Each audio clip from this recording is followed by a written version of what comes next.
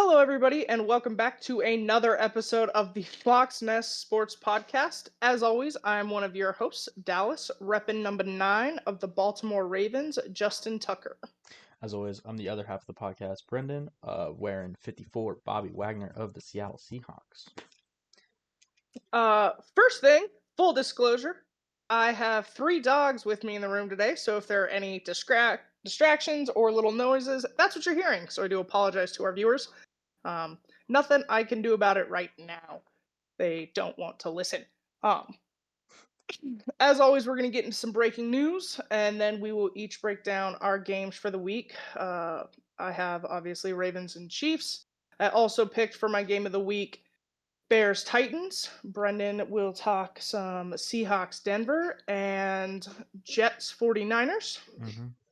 as well as any other thoughts we kind of had this week, different games, different storylines, different everything. Might talk a little fantasy, and yeah, we're just going to kind of fly by the seat of our pants today. Brendan, do you want to kick us off with breaking news?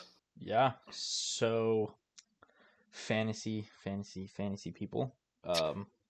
If you were like me, you might have drafted somebody that plays for the Los Angeles Rams that had a really good year last year.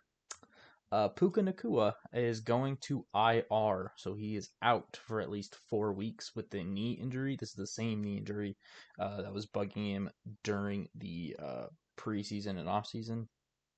So he is on IR, and because of that, he will miss at least 4 weeks or 4 games. This Forgot is because I forgot you had him because I have him in the league you and I are together in. Yeah. So I'm in You're in three like leagues. 3 different leagues. I'm in 3 leagues, and I have him in one of them, and he's my only wide receiver that's good in one of them. So that's fun. So yeah, if you're a fantasy football player and you have Puka Nakua, that is wildly unfortunate, and I feel your pain.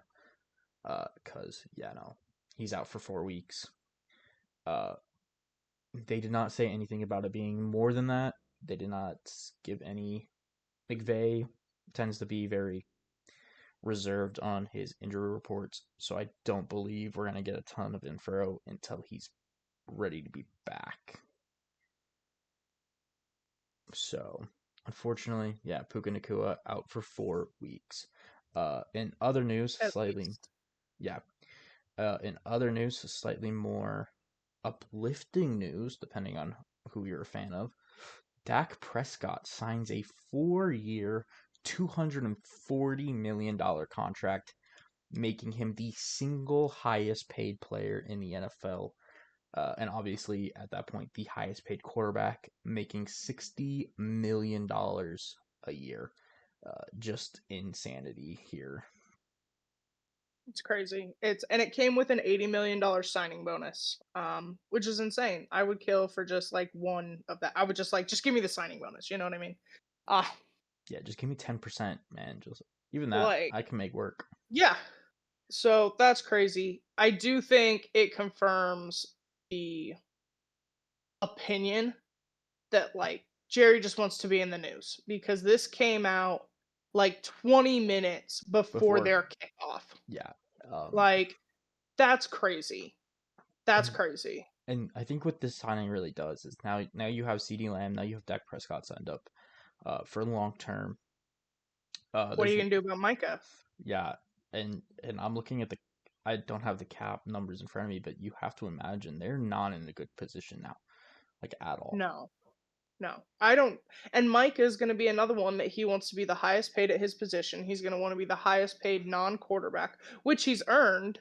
But Dallas is running out of money. Yeah, you have the CD Lamb is the highest paid receiver now, I believe, Yeah. or is it still Jefferson? No, it's CD. Okay, That was like a big part of CD's thing was he wanted to come in above okay. Jefferson. That's Jamar's complaint too. He wants to be above Jefferson. So yeah, you now have the highest paid receiver, highest paid player ever. Um, and and you might have to pay Parsons top dollar as a defender, and that's not cheap, especially at the edge position. We've seen some ridiculous contracts at that position.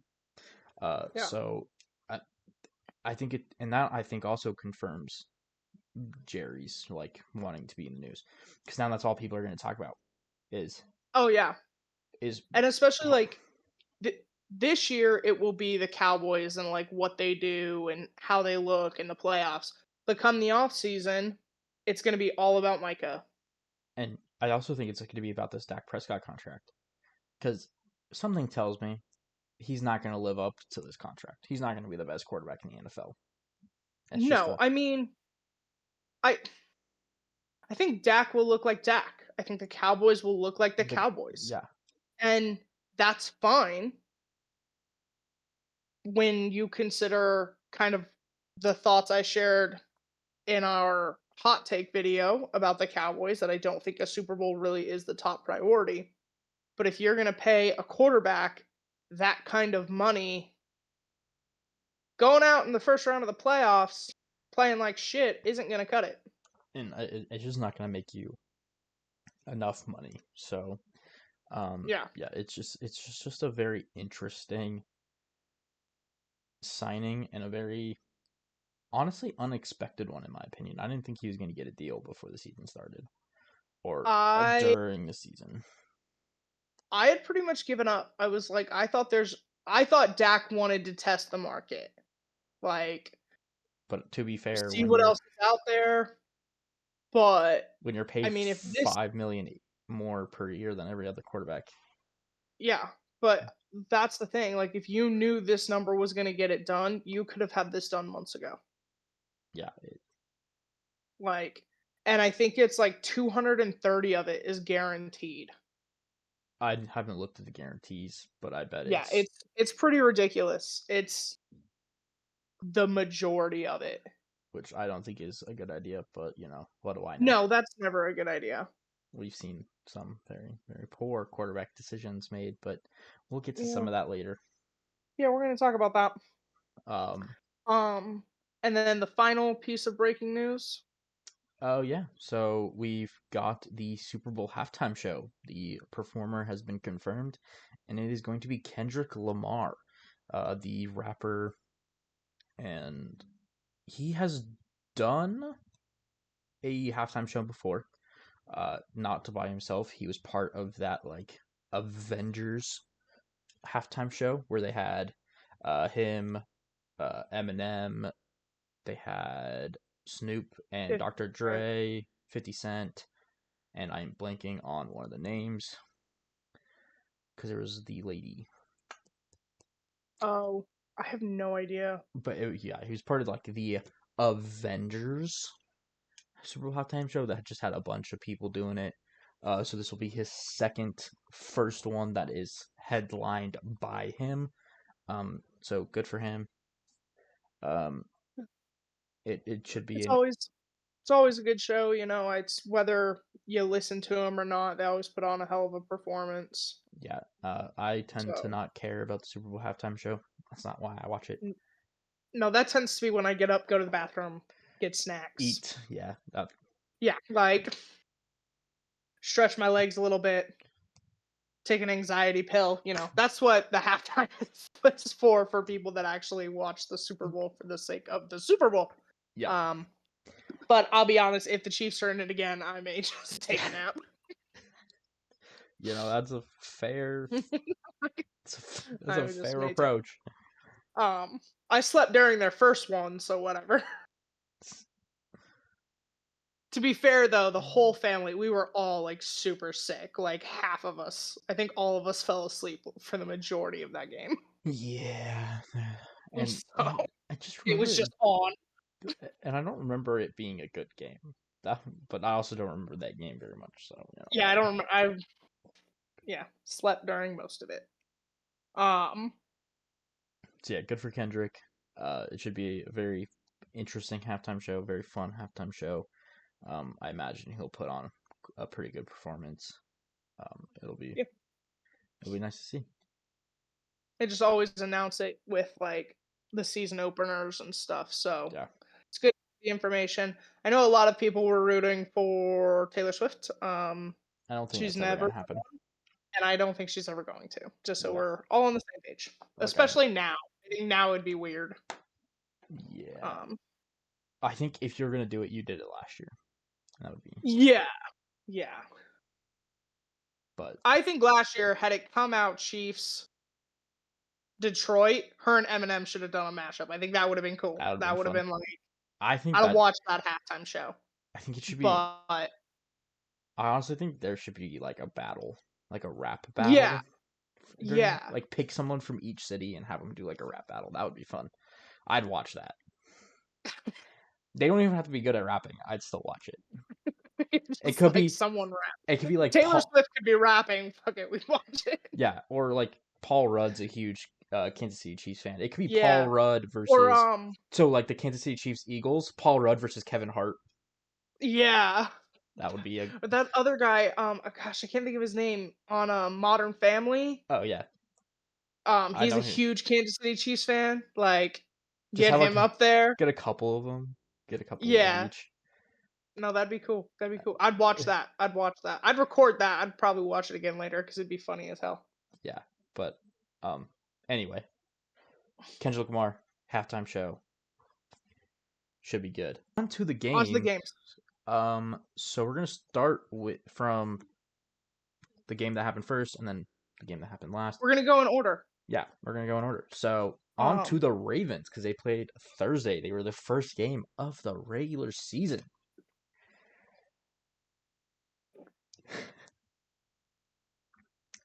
It's gonna be okay. yep. Yep. All right. I want to preface this with there were good things that happened. I saw some really good things. It was not just a negative shit show. They did lose to the Chiefs 20-27. They fought really hard, but the O line problems, which is what I was worried about to start the season, and it's what a lot of Ravens fans were worried about to start the season, definitely had its issues. Rosengarten and Makari split reps at right tackle, which I thought was interesting. I think they were trying to figure out who was the best matchup for Jones and how all that was going to work out.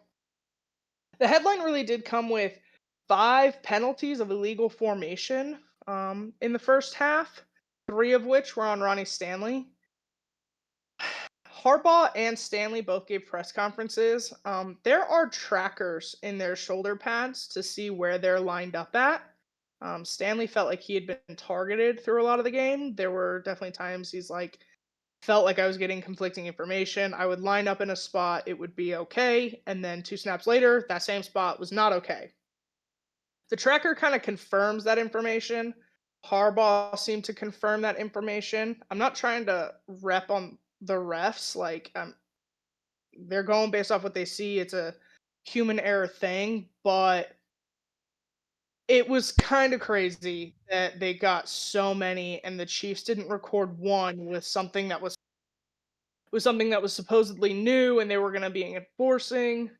Um, and then throughout the rest of week one, only I think 2 teams had the same penalty called twice versus the Ravens who had it 5 times. It just felt excessive. There were definitely moments that I saw that Rosengarten's helmet was clearly lined up where it was supposed to be, or his legs were where it was supposed to be. His shoulders might have just been back a little bit. Yeah, seemed excessive, but I'm never gonna blame a game solely on the ref calls. Um, I think something that surprised a lot of people, it surprised you because you came over and watched the game with me, Yep. was Henry's usage or lack thereof. Yeah. Harbaugh did give a statement following the game. Their plan is not to use Henry 30 times a game. That's not the goal. That's not their intention. There is the realization that Henry is getting older. They would rather have him healthy and available in key moments than have him get rep after rep after rep.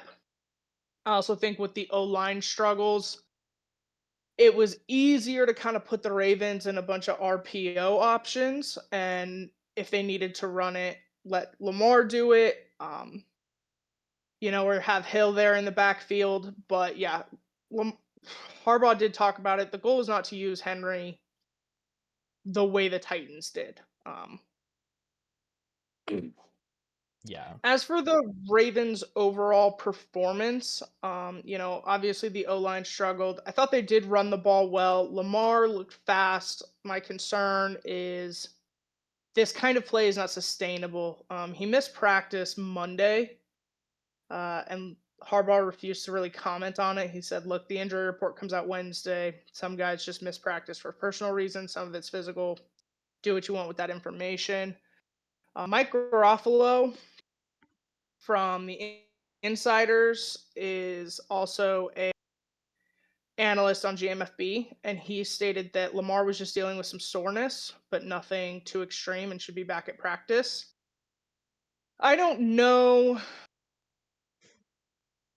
I don't think he got hurt anywhere based off what I saw in terms of play. I think there was potential just for a little bit of tiredness, overall soreness because of how much he did, things like that. I'm not trying to read too much into it, but I don't think how he played is overtly sustainable. That is a big part of why he lost the weight this offseason was he felt like he was just tired and sluggish after running a lot.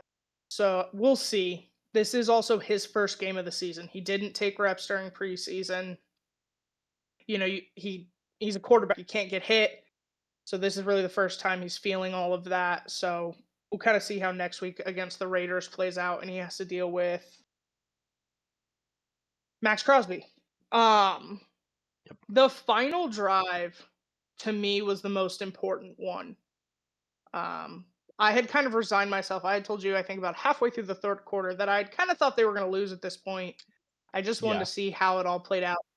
They gave me hope, and I thought that was pretty messed up, and I didn't appreciate that. But that final drive to me was very impressive. Hmm. There have always been concerns or debates about Lamar can't throw when he has to. I understand he didn't get a touchdown. I understand that that didn't happen. But the clock management, the moving the ball down the field quickly, efficiently, throwing the ball, he looked really good. The offense looked really good. The problem kind of came the last two plays. There was a just problems galore today. The last two plays, because it's Kansas City, because of the noise, there was a mild miscommunication, and Justice Hill was left alone to block Chris Jones. That's not a recipe for success. No, I'm sorry, not the last two. The second and the third to the last. So his kind of overthrown pass to Likely, where Likely went over the pylon, um, slammed into the ground, kind of got hurt, and the misthrow to Zay is because he could see Hill going one on one with Jones, and he knew he was going to win that battle. He was honestly trying to protect Hill as well as himself and just get the ball out quickly. So it kind of left some room to be desired. It kind of left uh, some accuracy on the table. The other thing with the Zave play, he thought Bateman was going to keep cutting up the field and hit Bateman.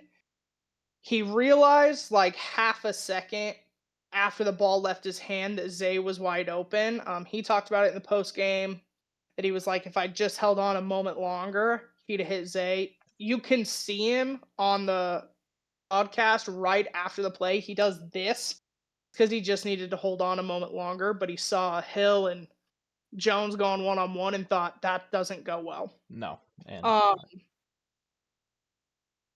and then the final play, obviously, it was a great throw. It was a great catch. It's a great one that'll never count. nope. Unfortunately, he went up in the air to get it. He came down.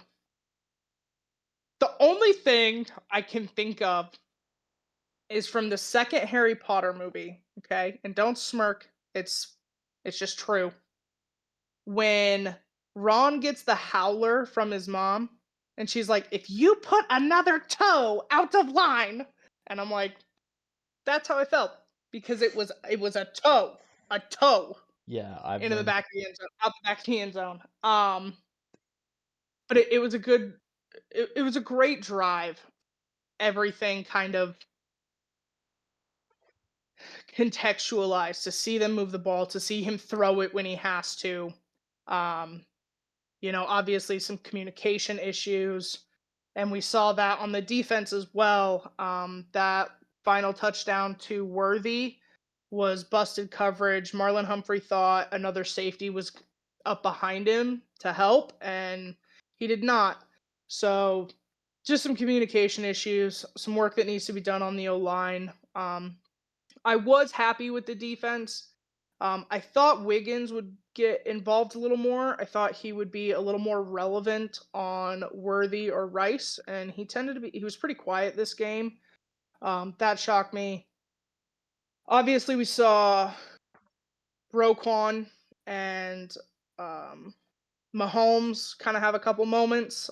The late hit penalty, but I think Roquan kind of got those guys fired up. Obviously, it puts tape out there that they know they need to work on, some things they can do. But I would say honestly, the biggest takeaways from me this game were the communication issues and the O line issues. Everything else, there were definite positives.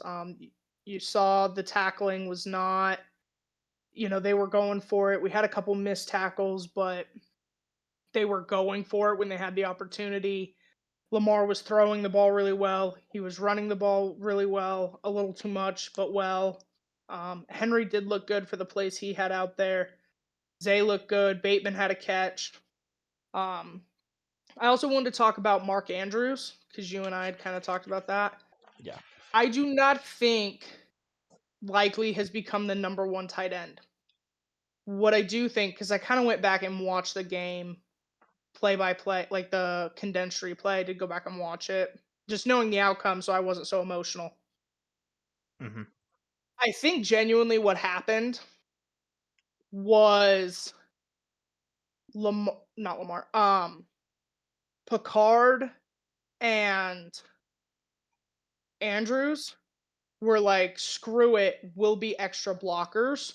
Put Likely out there to be a ball catcher because they're bigger, they're stronger than Likely.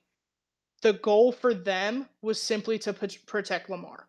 And if you ask Andrews every day of the week, he will tell you, I don't care about the reps. I don't care about the catches. I don't care about the touchdowns. I want to win and I want to protect Lamar. So for them, it makes more sense to have Andrews as another blocker in your two tight end sets and let Likely go up and make the catch. And that's what we saw a lot of. Obviously, Andrews did get a catch, but it was just the one.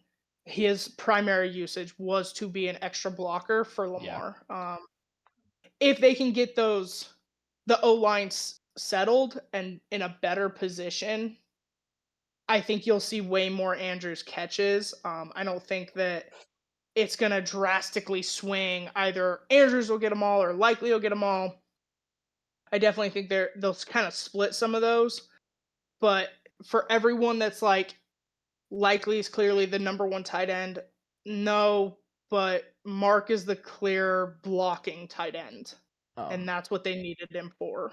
I had a thought there. It was I think Go ahead. Likely. I don't. He's not the better tight end.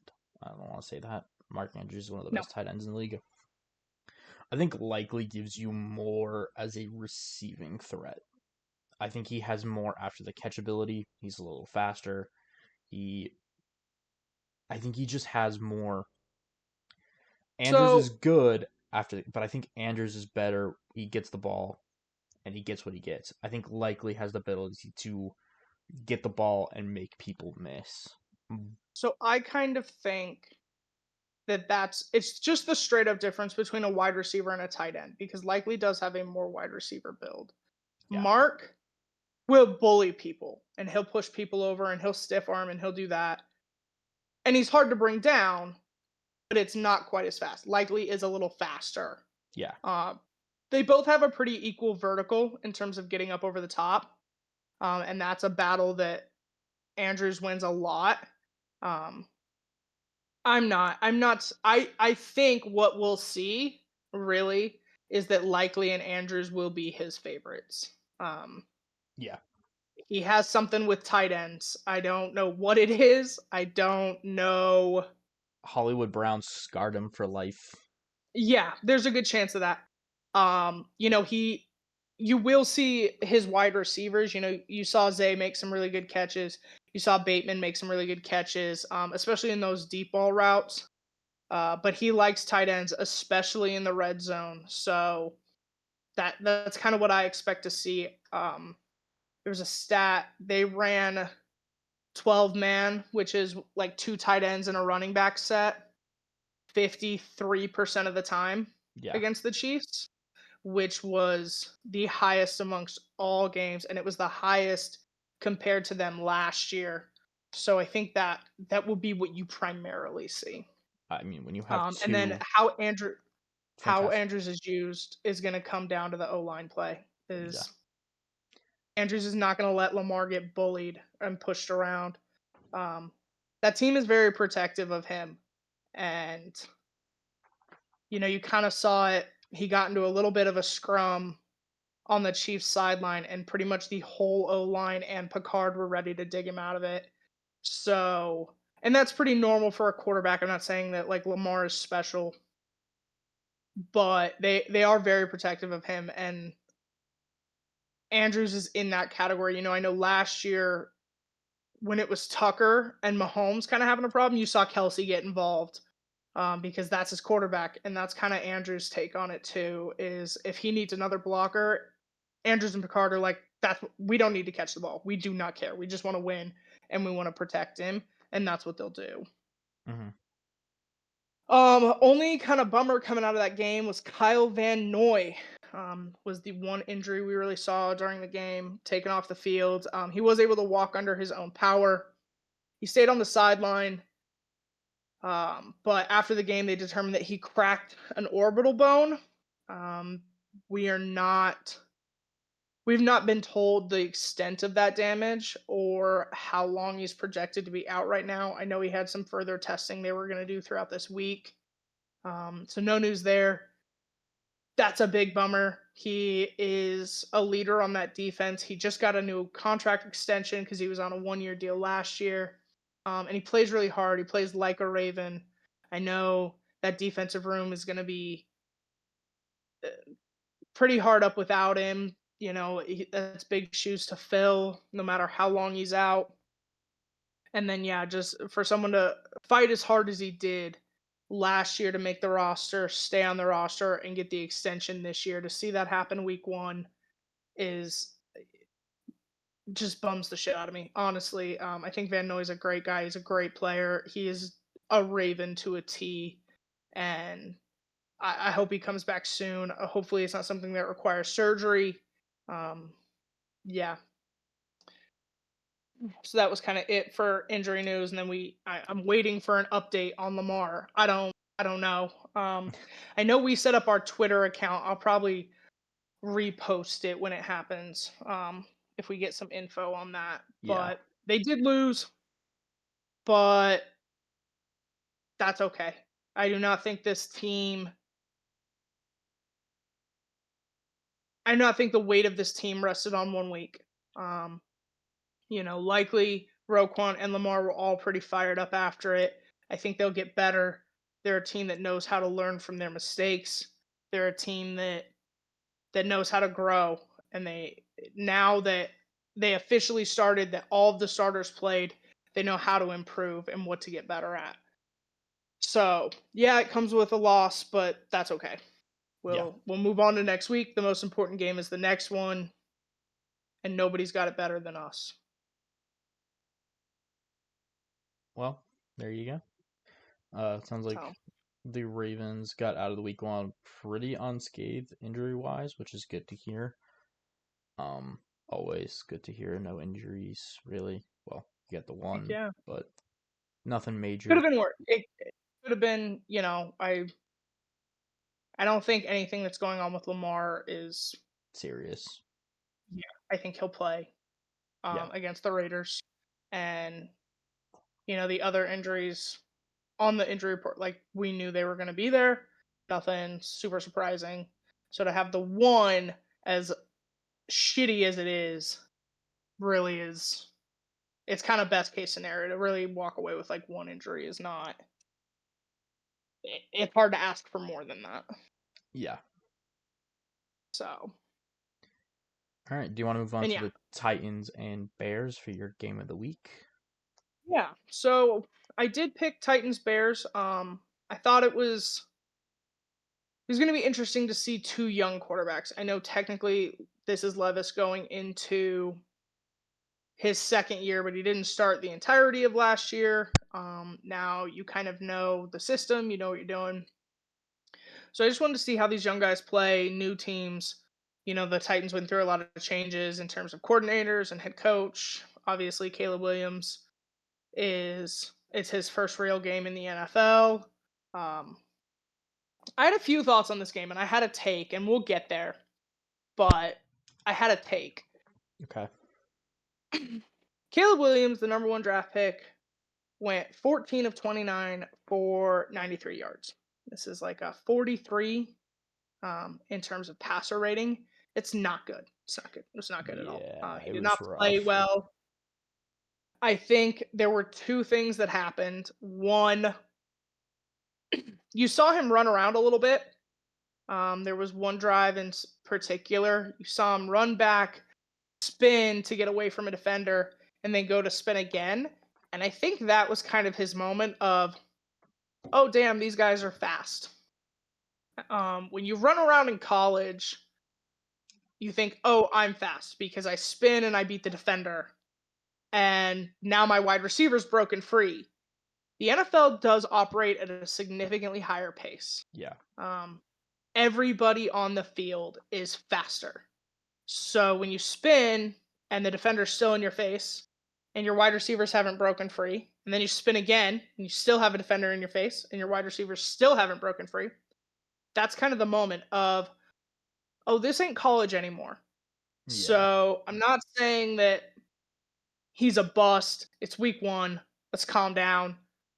But I do think it kind of humbled the man. I do think I don't want to say lowered expectations, but I think it shows people more realistic expectations. You know, Hmm. he's a rookie in the NFL. Let's calm down with the Bears' Super Bowl picks. Let the man get his feet underneath him. And some of this isn't to like dog on anybody, but sometimes what's excellent in college is only good in the NFL. Um, just because you ran a lot or you did a lot of things doesn't mean it's going to translate. The speed is Hmm. different. These guys are bigger, they're stronger, they're faster, they're more powerful. Yeah, you have. And I think there is a difference of, okay, in college we're playing a game. In the NFL, this is my livelihood. Like, I got to get sacks, I got to get pressures to feed my family, to get a new contract, to do these things. Like, you stand between me and a paycheck. And that's the way a lot of defenses operate. It's not the same. Hmm. So I definitely think it was a wake up call. I think preseason he was overhyped again, even though the passer ratings weren't phenomenal. You saw his run around ability a bit more. Sunday, the run around was not good enough. He No. wasn't fast. He wasn't faster, and not to discredit the Titans, but they're not the hardest defense he's gonna see.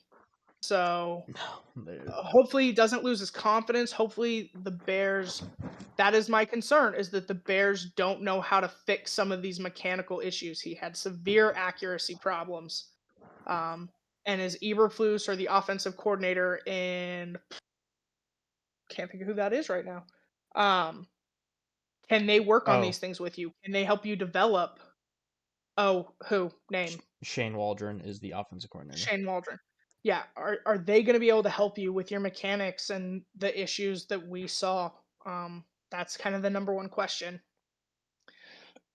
As for the defensive side of the ball, the defense played great. I during the first half, I was kind of like, "Where's that top five defense I kept hearing about?"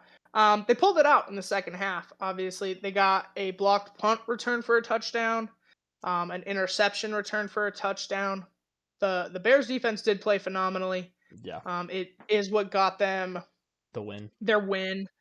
Um, I think as fans of teams like that, because I'm gonna bring it up again later, you should be mildly concerned.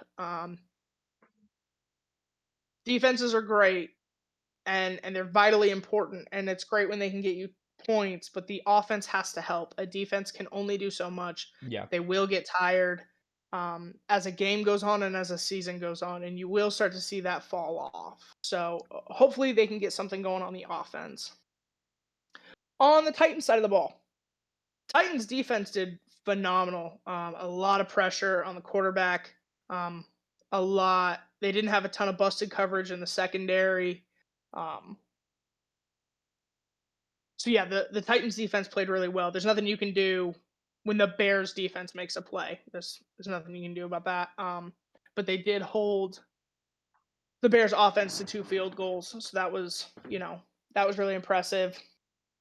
As for the Titans offense, they looked good in the first half. They were moving the ball well, putting points on the board.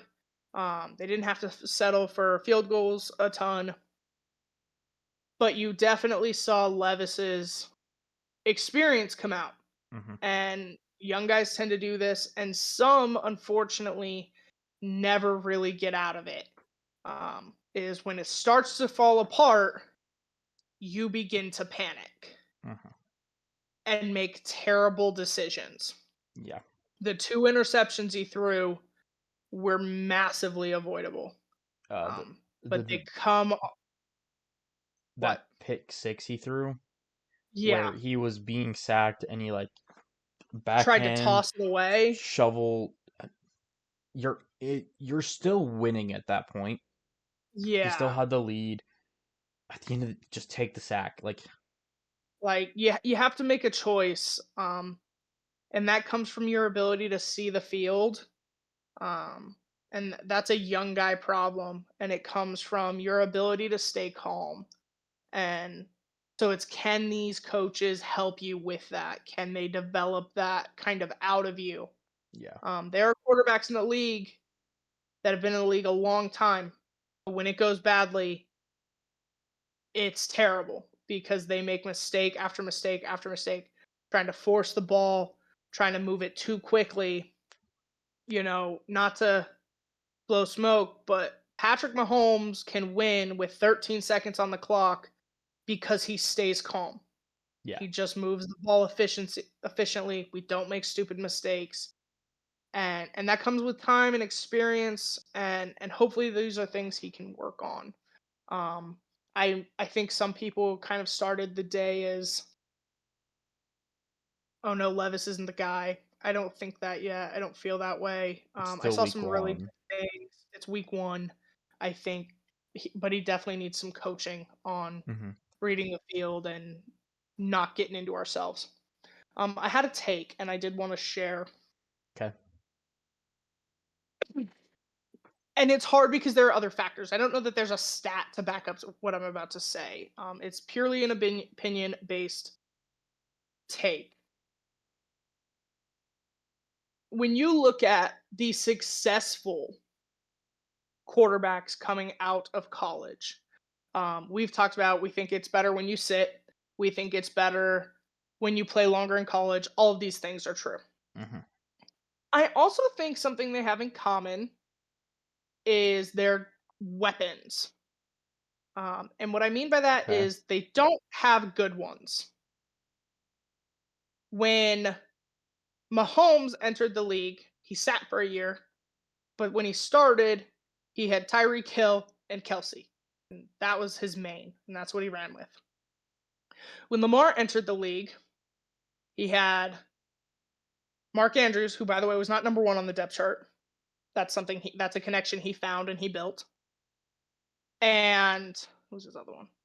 I think that was pretty much it. I think he That was his had, favorite.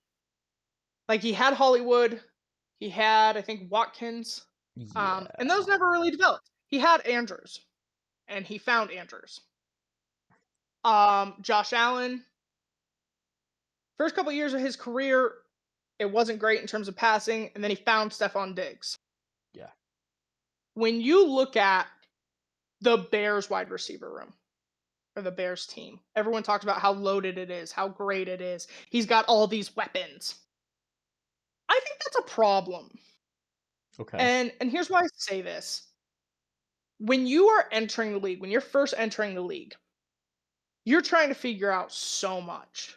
You're just figuring out the schedule. You're figuring out how your life looks now. Like you've come out of college, you have a full-time job that doesn't have some standard hours. You have meeting days, training days, practice. You have all this stuff that you're trying to figure out. You're trying to learn a new offense. You're trying to learn like 90 guys' names, who half of which you're not going to need in like 3 months.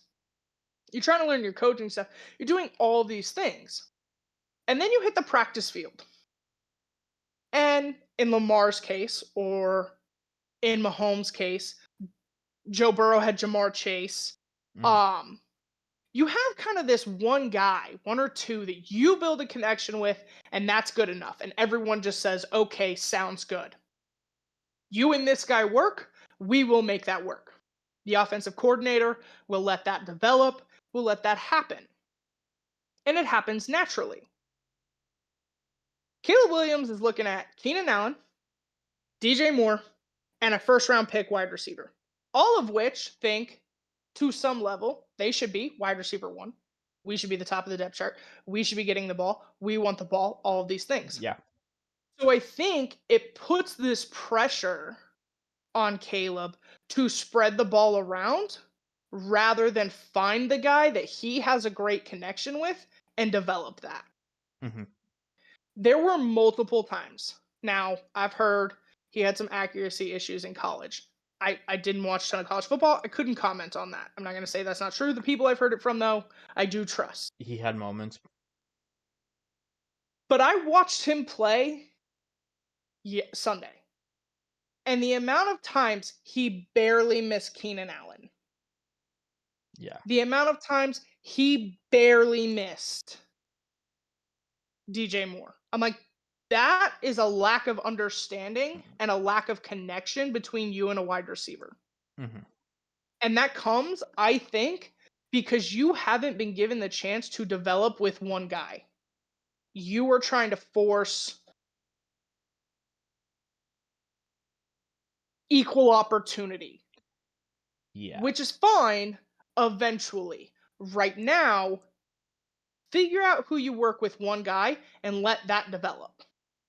I think you saw that difference in Levis, where last year he found D Hop.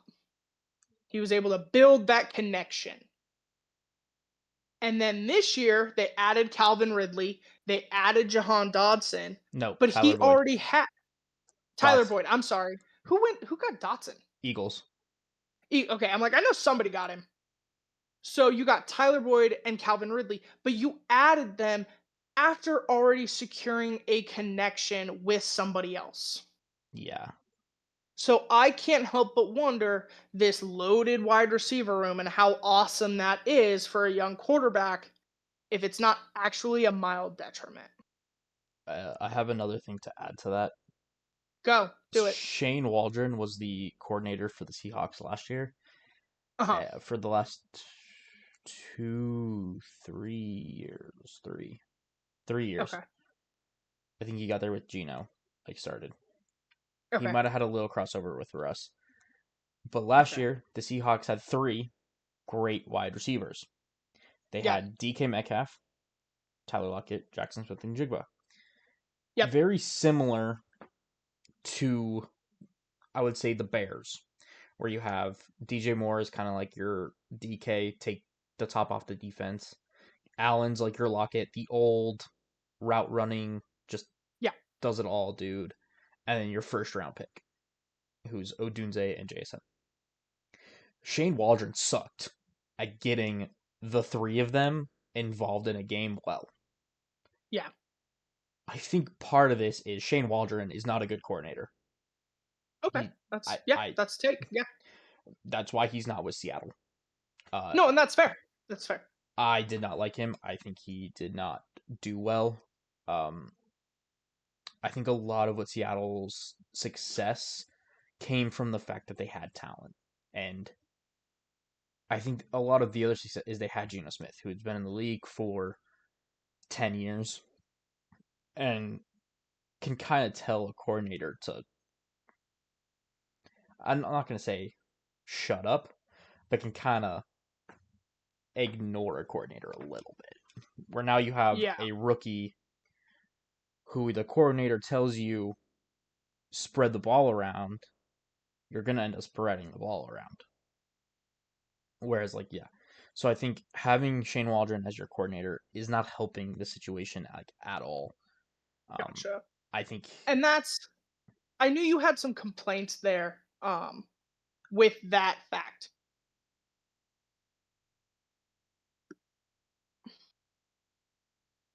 But so I maybe it's a twofold thing. And that's why I said I don't know that there are really stats to back this take up.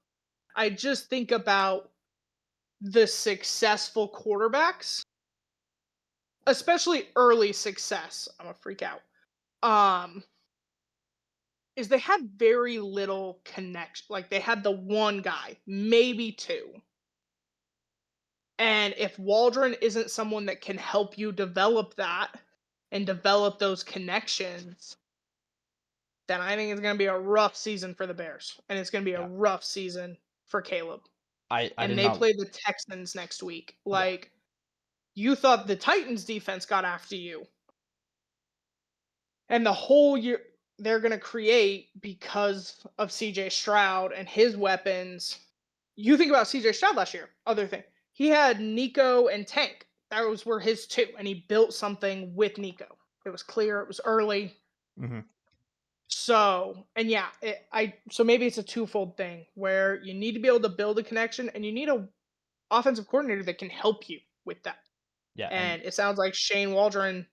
I mean, if you couldn't be that guy for like a 10-year veteran in the league, I have little faith that you can do that for a rookie coming out of college that already has accuracy problems. yeah, it's not gonna be like, So, I did not like that hire for the Bears like at all. So when everyone was talking about how good this Bears team is, I kept having to look at that the Seahawks yeah, the team. offense and just having Waldron. Like it's not like it's essentially the same team. Like obviously now you have a rookie Yeah, quarterback and not a y- 10-year vet.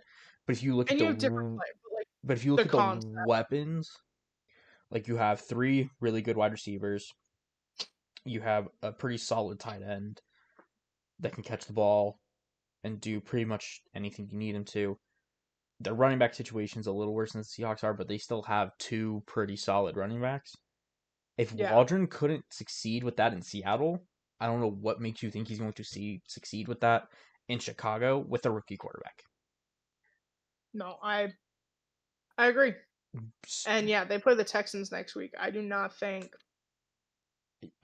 I don't think that's going to go well. No, but And to that credit, I just feel bad for Caleb. Like, I think the talent is clearly there. But I said this from the beginning. The Bears don't know how to develop a quarterback. yeah, And it sounds like you don't have the staff that's going to be able to do that. So, I'm really sorry.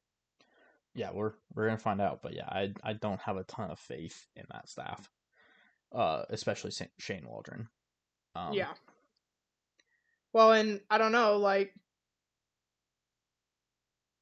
to me, and I think I feel this way because of who Harbaugh is, um, because John is not an offensive or defensive guy. So he has to go out and really put effort into who he hires and why he hires and what he expects of them. So as a coach, when you can't hire the right people, that's you have to take part of that blame. Like you can't be like, well, the offensive coordinator sucked. Okay, well, whose fault is that? Like you hired him. Like yeah, you don't know the offensive side of the ball well enough because you're a defensive head coach. You need to go find the person that does. hmm And if you look at the Seahawks season, what did he say to you that makes you think, "Oh, well, he'll be different with us"? Why? Why would you think that? yeah. You know, I'm confused. It's Um, you know and I'm not saying I think you saw it.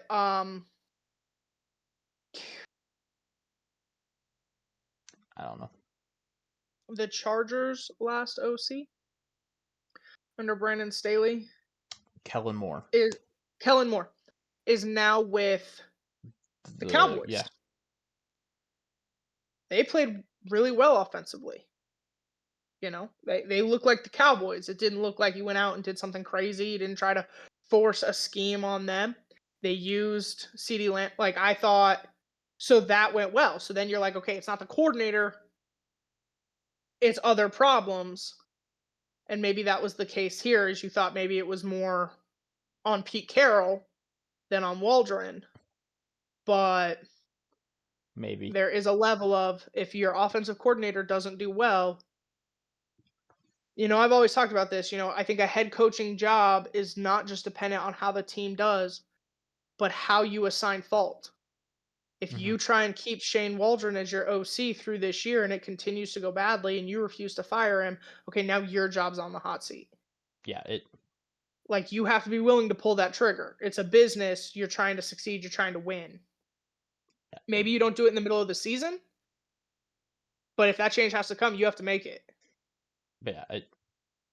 Again, we'll see what the Bears do. I don't have a ton of confidence, but you know, maybe they'll prove me wrong. Yeah. I mean, we'll see. It's early. It's week 1. Yeah. It's a liar. It's other things happen this week that I do not expect to be the norm. No.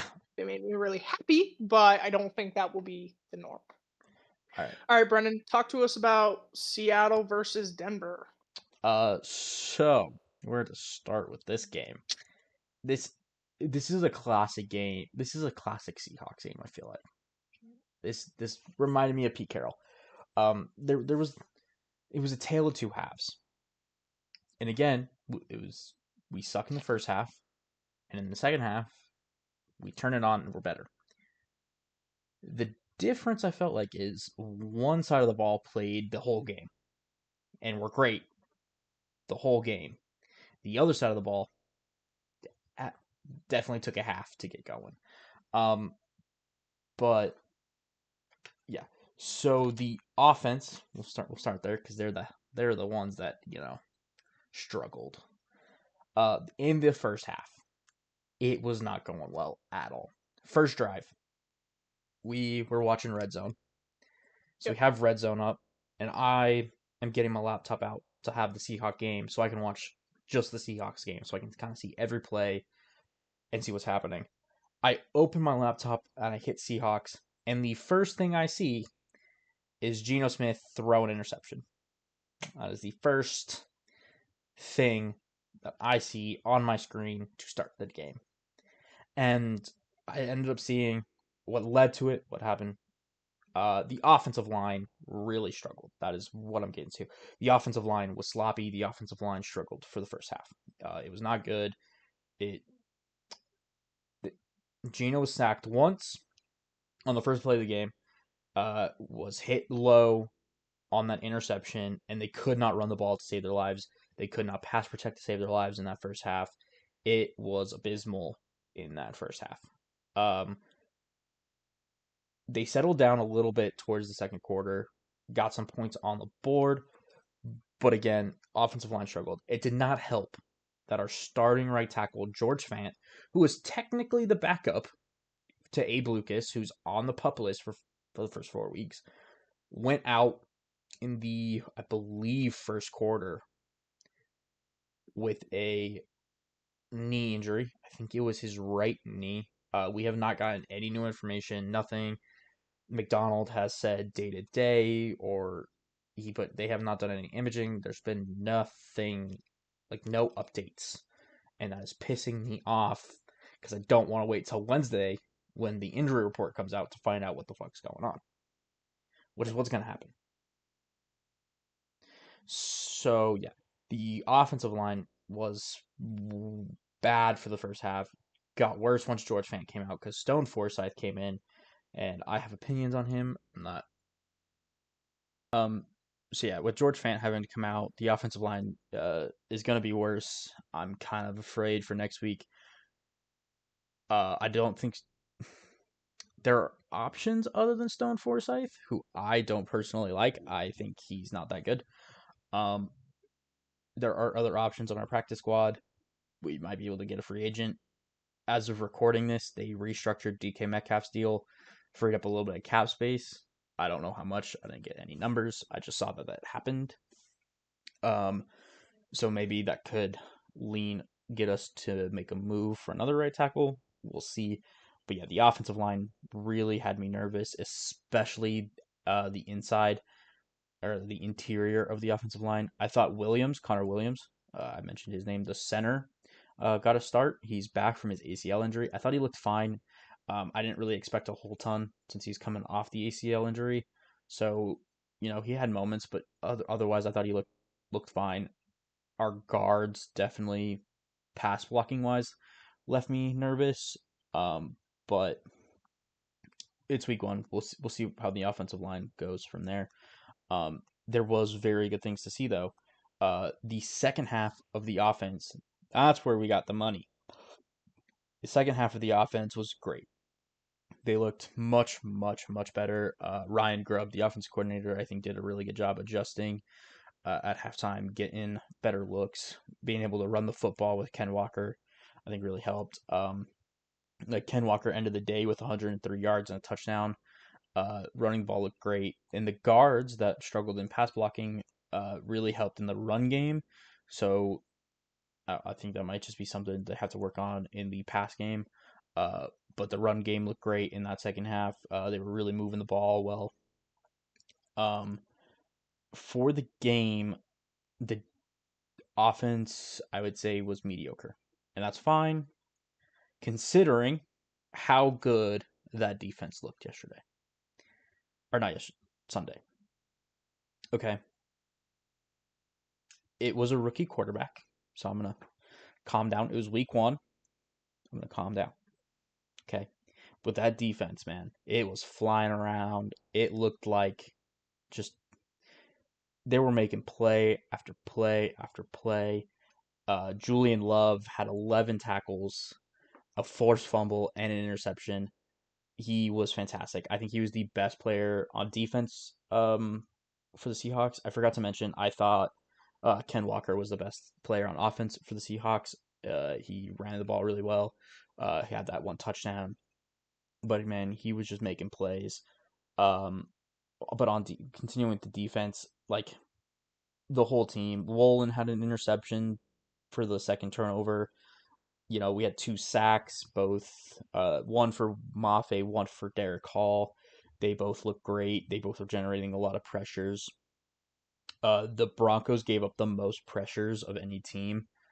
Um, week one, which means Seattle generated the most pressures of any team in week one, which I'd love to see. Uh, even Kayvon Wallace, who's the third string safety, was making plays out there. Had a forced fumble that was recovered by Jerome Baker. It it was beautiful. The defense was flying around. They were making plays. They allowed only 231 yards, which is pretty solid. The Broncos' ground game couldn't get going. Bo Nix was not good. He had like 100 yards passing at the end of the game with two interceptions. Part of that I think is seriously the Seahawks defense is a hard one to play week one. Um, Well, and Seattle's like a hard place. Like it's yeah, so loud, it's loud. You're and having to play a Mike McDonald defense week one. yeah, We saw CJ Stroud. CJ Stroud played Baltimore week one with Mike McDonald at the helm with that defense. He struggled week one. So I and don't it's think a this is rookie quarterback. Like I don't think this is anything on Knicks per se, but um that defense was playing great. It was really good to see, especially how bad that offense was. Because I didn't even mention the offense in that first half had a interception. So I'm what? just doing the safety thing. Oh, Just doing the safety. had an interception that led to 3 points for the Broncos, which the defense did well to keep them from getting in the end zone when they started at like the 40, and I mean like their 40. So it was really good there for the defense to keep them out of the end zone. The I think it was in the second quarter. Yeah. Second quarter, the Broncos had a safety where it was a holding call in the end zone on Anthony Bradford that led to a safety. So the Broncos got the ball back, proceeded to then kick another field goal. So there's 5 points for a total of 8. And wait, no, they didn't get the field goal in that one. They didn't get the field goal in that one. Okay. So then that was 8 off that because that was the one that had the interception from Love. That was that Oh drive. yeah. So there's that. So there's 5 points. There was another safety after a punt to the 1 yard line in which Zach Charbonnet gets stopped inside the end zone on a run play. So there's 2 safeties in one half, which you never see, and it was abysmal. You cannot allow 2 safeties. That's 4 points you've allowed. 10 total off turnovers because D. Williams, the undrafted free agent rookie punt returner, muffed the punt, muffed the second punt he received in the game, and left the Broncos at like the 10, 15-yard line within the red zone. That also led to a field goal. The total number of points these Seahawks gifted the Broncos rounded up to 10. It was abysmal. I don't blame I blame D. Williams, but at the same time, undrafted free agent rookie, first NFL game, you made a mistake. But you made like 3 on the play, let's be honest. Yeah. You muffed the punt, you then failed to jump onto the punt, like failed to like fall onto the football, and you didn't call for a fair catch on it. So the whole thing was a mess. Again, first game in the NFL, I think he will get better. I think that was just kind of one of those rookie moments. It's going to happen. He was fine the rest of the game. Didn't really make any mistakes, but was pretty conservative, which I think was because of that one fumble. But again, I'm not too worried about it. But yeah, that Seahawks gave up 10 points off of self-inflicted wounds, which cannot happen on offense and special teams. You can't do that. If the Broncos were any better today, the Seahawks would have lost. Yeah. Like it's that simple. You cannot gift a team 10 points. Um, you just can't. But the Seahawks did come back in the second half. They put up really good point. They put up 17 points in the second half, compared to Denver's 7, and that 7 was a late touchdown from Bo Nix. That was a rushing touchdown. Uh, it, the game wasn't over at that point, but there was less than 2 minutes, or no, there was barely 2 minutes, so they still had the 2 minute warning, and the Seahawks had the ball back. Um, they ended up closing it out then. Huge shout out to Tyler Lockett, by the way. Tyler Lockett, old man Lockett, was the best receiver in the game. DK Metcalf didn't do well. That wasn't really that surprising. You have one of the best corners in the league in Patrick Surtain covering you the whole game. I didn't really expect him to have a world, like the best performance in the world yesterday. I did feel like he didn't have as good of a performance as I wanted him to. He only had like 3 catches for like 20 yards, so nothing great. But again, you have Surtain on you. It's gonna happen. Surtain is an All-Pro, one of the best corners in the league. For my money, I think he's the best corner in the league. Um, so it is one of those. And the JSN, I just felt like had couldn't get anything going. Had like 2 receptions. Granted, both of them were pretty big receptions at the time, but couldn't really get anything going. But Tyler Lockett, Mr. Consistent, 6 receptions for 77 yards, and probably had one of the best receptions of the game to close it out. It's third down and like 6. Denver has 1 timeout. Seattle needs the first down to pretty much ice the game. And Lockett makes a fantastic one-handed catch to seal the deal. It was great. Lockett, I think, was second on my like best offensive player, but I had to give it to Ken. Overall, yeah, the defense though, I think that was like the star of the game for us. They played great. I already kind of talked about that. Special teams was special teams. No one really cares. Um, And then I want to talk about one thing. So Mike McDonald got his first one in the NFL. Good for him. I was very intrigued by how they went about it. Um, so like I said, it's third down. Denver has a timeout. There's a minute 43 left. It's third and I believe 6 on this play. This is to ice the game.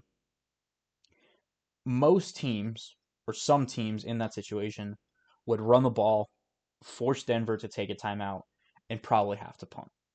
That is just a pretty standard way of approaching that situation.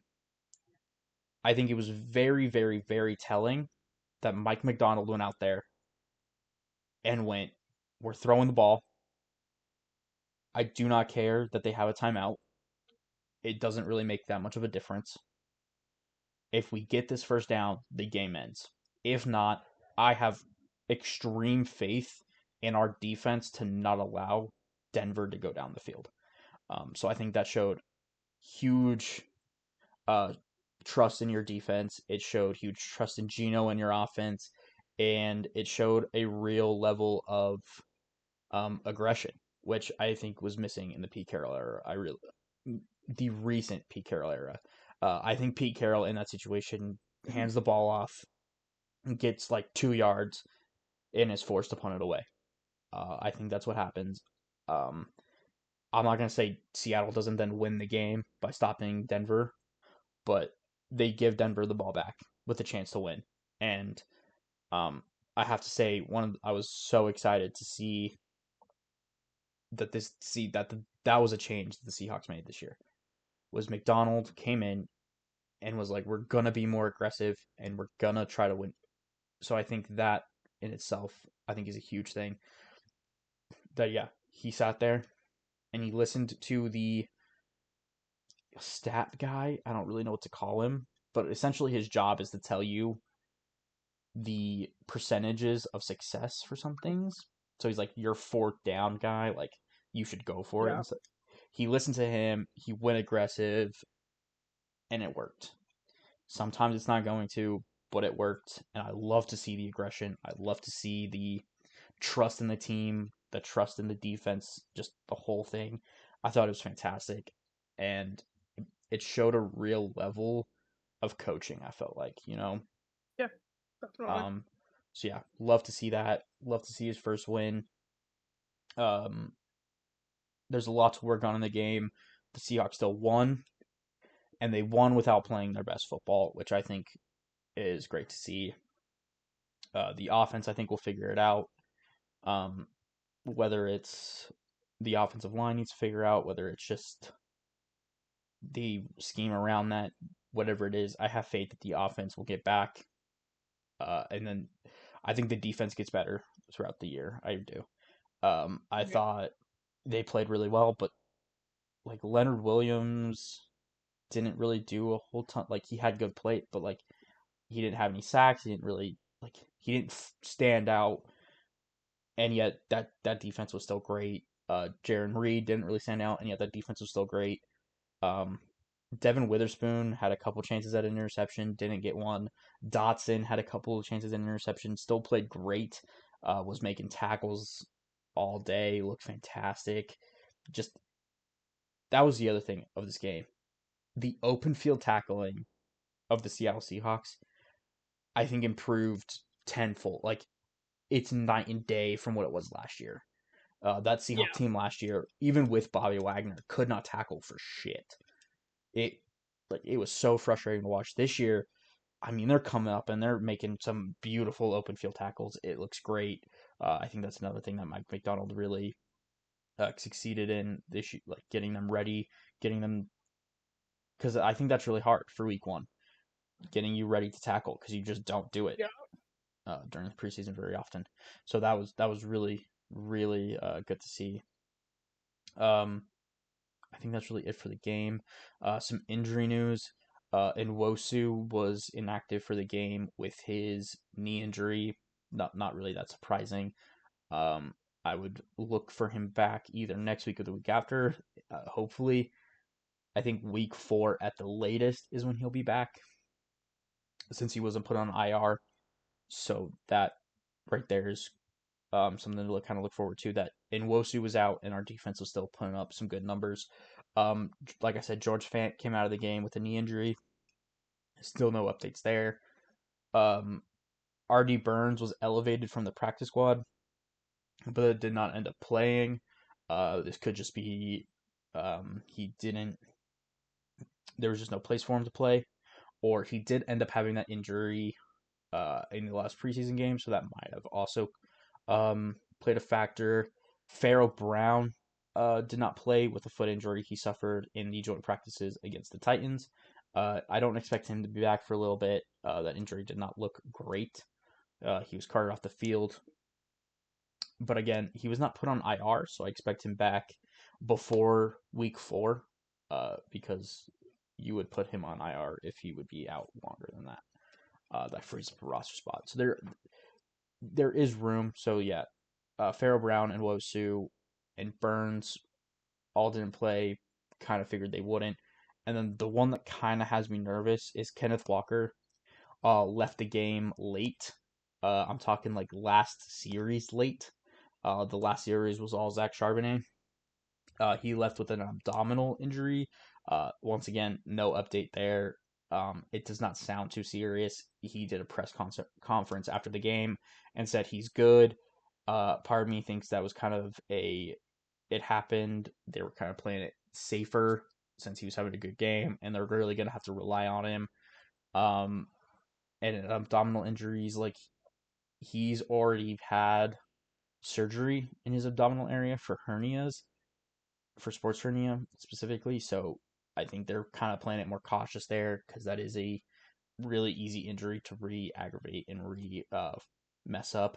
So I think they're playing it cautious. I do expect him to play week 2 against the Patriots, but I really think to keep an eye on the injury report for that because depending on the situation, he may be out. Um, Yeah.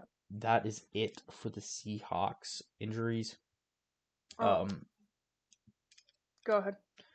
there's nothing too surprising. Obviously, we have some guys on the pup list that are going to be out for 4 weeks. Abe Lucas, the most important there, especially now that George Fant is also out, and we're not sure for how long.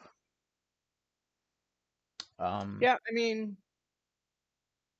good to hear that nobody, nothing too serious except for George Fant, unfortunately. Wait and see as that news breaks. It it was a good game. I just watched it on Red Zone with you, but I had your I don't want to call it play by play, but play by reaction, as yeah. I just kept hearing, yes, no, what the and I was like, what? Um, but it was a good game. I definitely saw an improvement in the Seahawks defense. Offensively, they did get going, took a minute. I I just want to talk about Denver for a minute, Hmm. um, because that is a team you and I both kind of follow. It's like our second team. Like there are um Levis, not nope. Um, don't say it. Hold on. I Bo Nix, Jesus fuck. Um, I don't think Bo Nix did not play well. no, Um, but I don't think he looked terrible. no. Um, there were a couple times I was like, see, that's that young guy stuff. We're trying to force it. We're trying to do a little too much. I thought there were a couple of times maybe we'd let him be a little bit more mobile, to try and make the play. But I do think he played well, all things considered. It was kind of like the Lamar game. I thought the last drive was pretty impressive. He was calm. He moved the ball. He was like, "Let's just get the points. Like, let's keep this going." We didn't give up. Yeah. Uh, and there were other games this week or situations where I felt like, "Oh, we're gonna lose anyway, so it doesn't matter." Hmm. Um, and at no point did At no point did Knicks have that. No. I think that final drive came, he was pretty confident in how this was going to go, but he put it all out there. He made great decisions. He got out of the pocket a little bit more, which I thought benefited him. And he moved the ball down the field and he took the points and he took what it gave him. So, from a Denver standpoint, and the defense played really well, especially in that first quarter. The run defense, they were tackling as well. Yeah, Even though they lost, I thought we saw some of the best versions of last year's team, yeah. um, kind of coming through. So if you're a Denver's fan, which we are, um, obviously you were rooting for Seattle this Hmm. week, but we are fans of the Broncos. So to see them kind of have this start is optimistic. Or I am optimistic about. I think Knicks will just get better. Obviously, with Sean Payton as a head coach, I have a lot of faith in his ability to develop, and I do think you saw kind of late in the game, You saw Sean let Bo be Bo. He Hmm. wasn't so beholden to make this play, make this. He let Bo be a little bit more mobile. He let him have a little bit more control, and I thought that went well. So, And that's something that I kind of but want yeah, to touch on. I felt yeah, like the Broncos' offense was very boring. They weren't letting him do a whole ton. I felt like, hmm which could just be that he was a rookie. Could just be there are reasons for that. But I did feel like they kind of handcuffed themselves a little bit in that. yeah, But at the end of and the I felt day, that way. And then that final drive came, and I felt like Sean went "Be you," yeah, and I was like, and I kind of think he took the handcuffs off in a way. if that drive, if he'd been allowed to be that the whole game, Yeah. it might have looked different. Um. Um, But who knows? yeah, but I I was excited for McDonald to get his first win. and then Um, I was on Twitter. I was looking. Um, mhm, I have the numbers on DK Metcalf's restructure. They freed okay. up quite a bit. The report I'm getting from a pretty reliable source is 9.5 million, Oh, which is damn. quite a bit. Yeah. Not really sure how that happened. But I'm gonna I take it. mean, And based on someone cut that, a check for a signing bonus for a yeah, pretty that's quite a hefty bit. amount. And then a kind of weird thing happened. The Seahawks have signed Ty Scott, a receiver, return specialist, to their practice squad, and released Michael Barrett, the linebacker they traded for. So I'm a little confused at what's happening. But it is what it They is. weren't happy with that muff punt. That's what that tells you. I don't think that's gonna be an issue. I do. Part of me thinks this might be like a insurance policy, but I don't believe um I don't believe that's going to be an issue long term. I think that was a first That's fair. game in the NFL. You're an undrafted free agent. There's all Yeah, this just happening. It, I it's think, something to take note of. but yeah, it's weird. We'll see what comes of that. I don't All right. imagine anything important, but whatever. Thought I'd mention it because it just happened. Oh, that's fair. All right. Do you want to talk to us about Jets 49ers Yeah. So my game of and the week the was travesty that was? the Jets at the 49ers. Where to start? I'm gonna start with the 49ers. I'll start with the team that won the game. Um, So real fast before you get into this, I almost called you because I was like, I just need someone.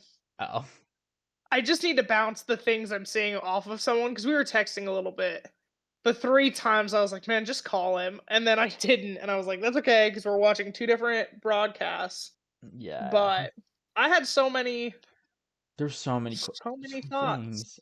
And I was like, this is Brendan's game. So maybe I should talk to him about them now. But We'll see. I might cover it. But yeah, I'll start with the 49ers because they won the game. Um, Something that happened early. Christian McCaffrey did not play in this game. He's still dealing with that calf injury. I think that's a very important thing to say up front, especially because of what happened. Um, so yeah, the 49ers did not have Christian McCaffrey. They did have Ayuk, Debo, and Kittle and Trent Williams in the lineup. So they still had a lot of weapons.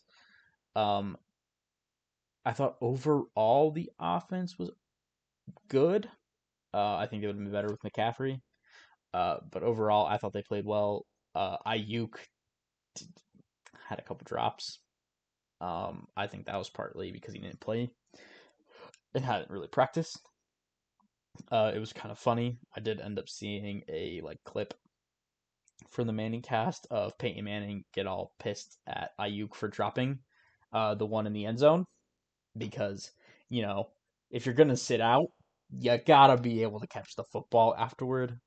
I think that's kind of inexcusable in a way, but it is what it is. Otherwise, I thought Debo had a pretty good game.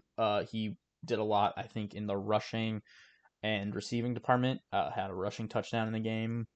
Um, and then I've got to find his name. I did not write it down. His last Jordan name's Mason. Jordan Mason. Thank you. Jordan Mason, the rookie running back for the 49ers, ended up starting the game. Really happy for him. He looked really good. Um, I think part of that is the 49ers offensive line just makes any running back you put back there look really good. Obviously Christian McCaffrey is on another level, so anything he does is just amplified by that offensive line is just amplified by him. But I thought Mason looked good. I thought he had some really good runs.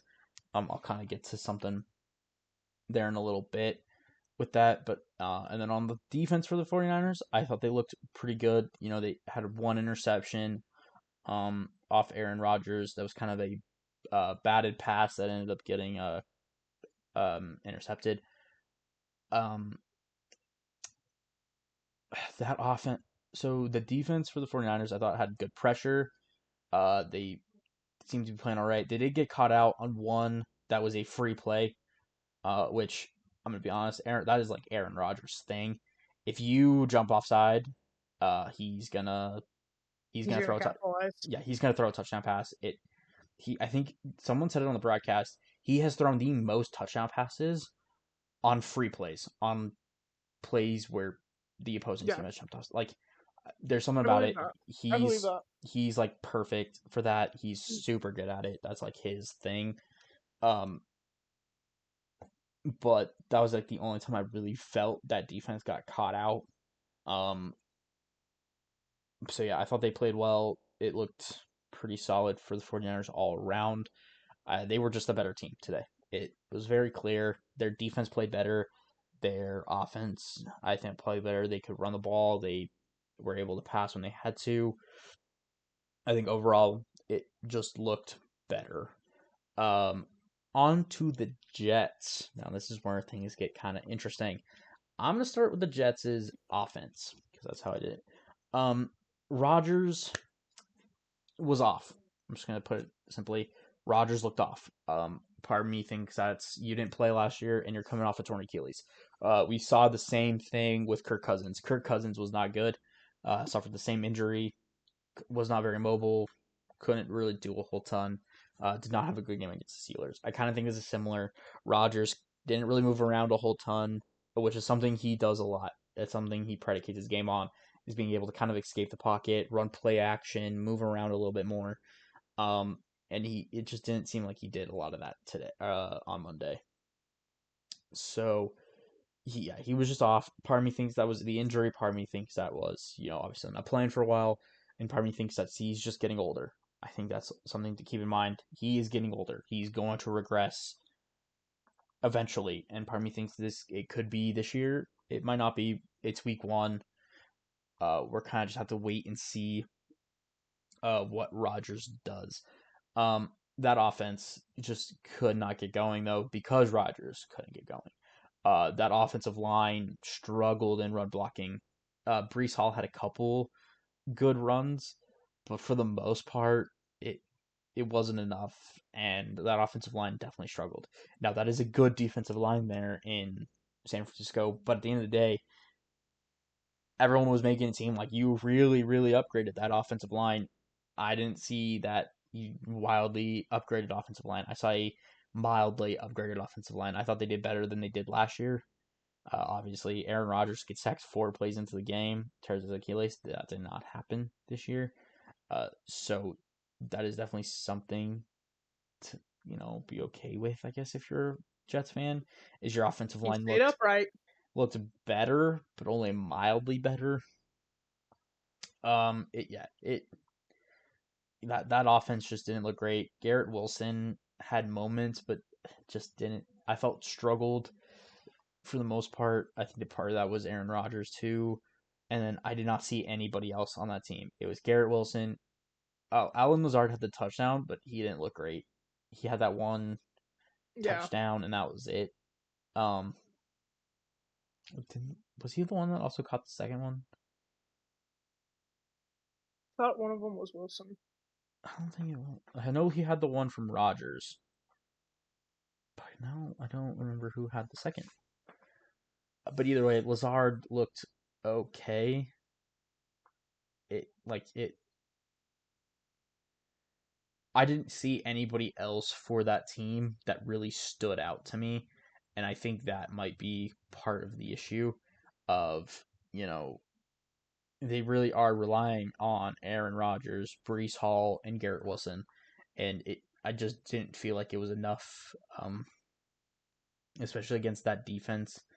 Uh, and then Lazard was the only one with a touchdown pass okay, so he did get both. thrown to him. Yep. Okay, so he did get both. Um, Something that happened that we were kind of alluding to earlier. Aaron Rodgers came out of the game late in the fourth quarter after it was decidedly they had lost. Now he's coming off the Achilles. I understand you need to protect him. He's your only quarterback. Uh, I shouldn't say only. He is your starting quarterback. He is your franchise quarterback. Um, so I kind of understand Salah pulling everybody and being like it's over. But at the same time, Aaron Rodgers has not played in a year. He needs reps. He needs to be out there playing. I think sitting him might have it's not going to help him. I understand that he's a vet and he's been in the league forever. That doesn't matter.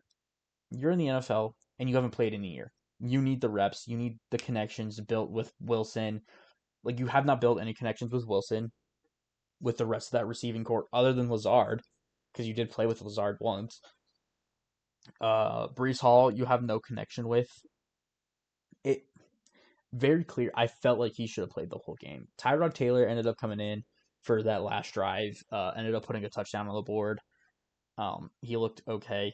I wouldn't say start him or anything, No, but he came out. I think the 49ers defense also kind of just went, they just gave up. They went, we're done. We're good. yeah, yeah, like we won. Uh, So yeah, that offense I just felt like never got going. Defensively, all we heard this offseason, all we heard was this Jets defense is going to be top 10. It's going to be fantastic. It didn't look it. I the they 49ers ran all over them without C-Mac. Yeah, you got beat by Jordan Mason, who I'm going to guess 90% of the world didn't know That's dumb. existed until today. That was actually funny. You said that on Manningcast. Peyton asked Eli, he's like, "Have you ever even heard of this guy?" And he's like, "No. How would I know that guy's name? That's Yeah. who, who?" So you get ran over by someone that no one knew until this game. Obviously, really happy for him. Like he definitely, his name will now be Yeah, known around the league.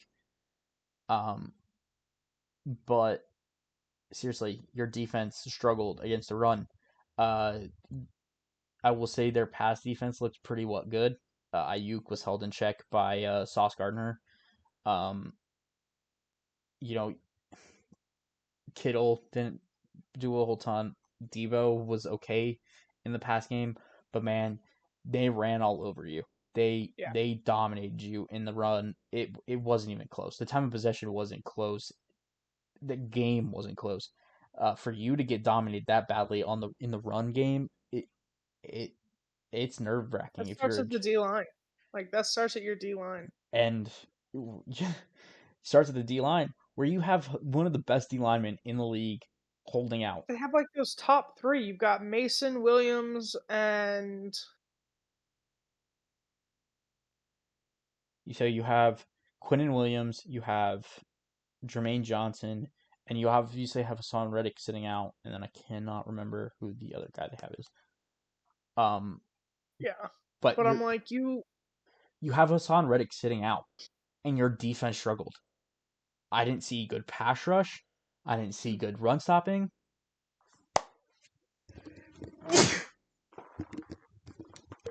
bless you. Yep. Yeah. I didn't see good run stopping. I didn't see anything from the defense to tell me they're a top 10 defense. Like you got ran over. You by a backup. Um And you did get passed over.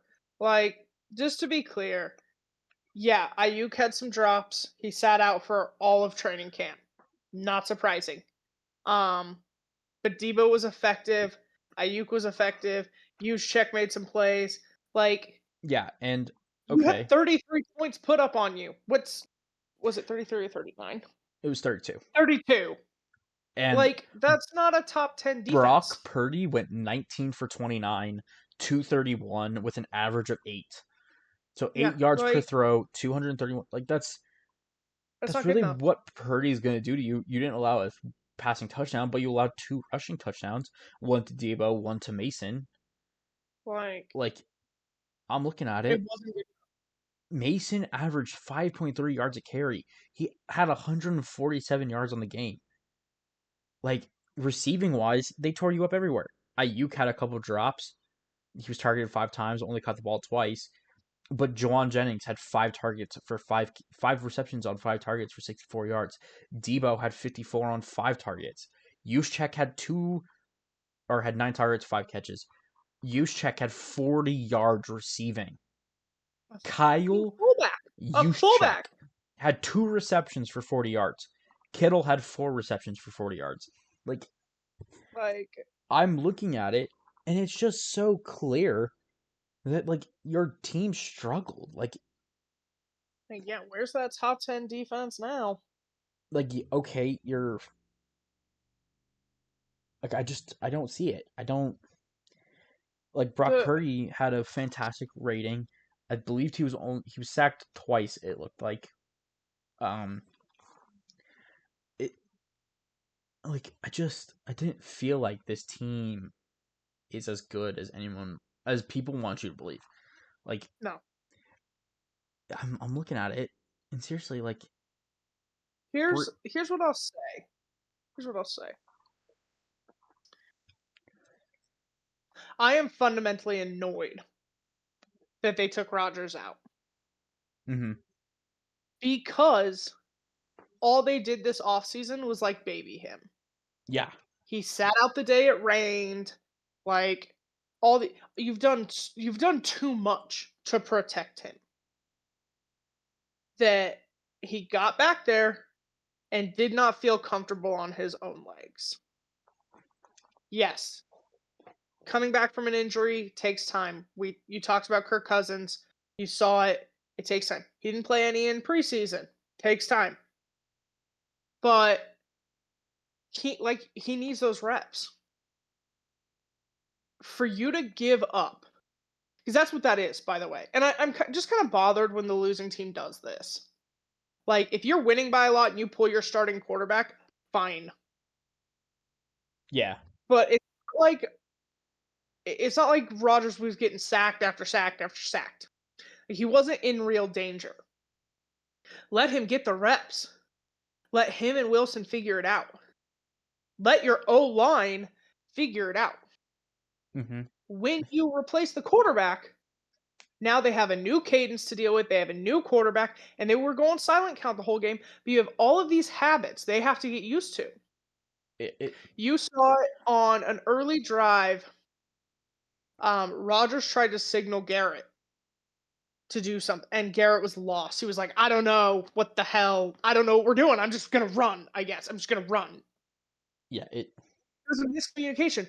Those come up. It happens. I'm not blaming somebody for that. Like No, miscommunication, but you can't fix them without building up that rapport. And the only way you can build it is for is being on the in field. game reps. Practice only does so much. Yeah, So when you pull your starting quarterback and you let your backup go in there and have by far your team's best drive of the game, where the 49ers are like, we don't care. you clearly don't care. And You clearly aren't even trying to win. Why should we get hurt? Fuck it. I've had this We'll take. block, we'll tackle, but run the ball down, run the clock out. We don't. What do you Yeah. want from us? And then Uh, they kept saying it, and people have been saying it, that Robert Saleh is a great head or a good head coach. no, I'm What? not seeing it. Where do I'm you not see seeing that? it. From what have you seen? Could you tell me he's a good head coach? He drafted Wilson. Him and the GM made that decision. Didn't go well. He uh went in another direction than Wilson. Didn't go well. You brought in Rodgers. He got hurt in 4 plays. Didn't go well.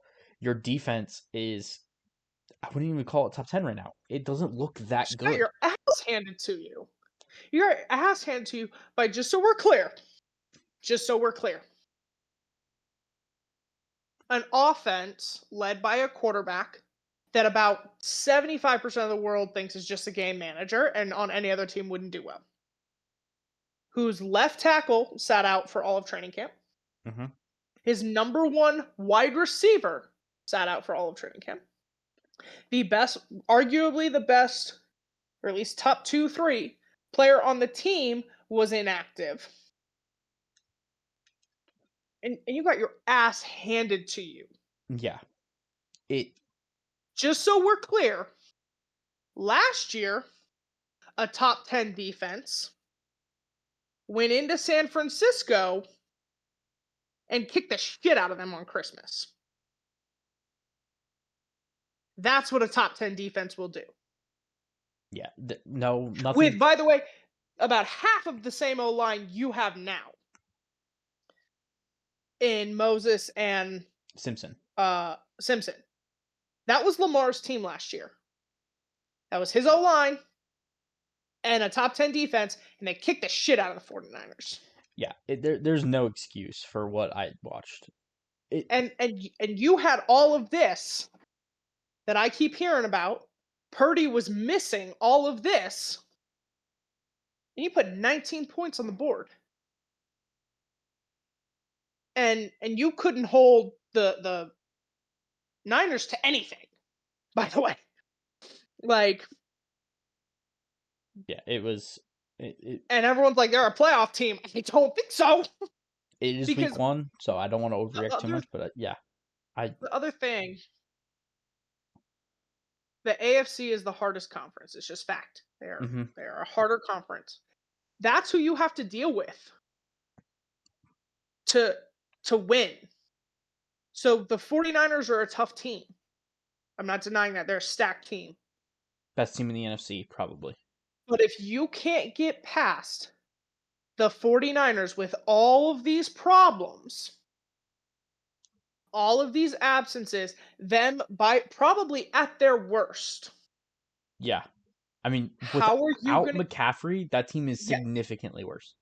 how are you gonna get past the Texans, the Ravens, The the Chiefs, Chiefs, the Bills? like it Bills did not look great. Josh Allen went, fuck it, I'll do it myself. That team was a disaster. for the Still first played half. better than the Jets. Still played better than the Jets.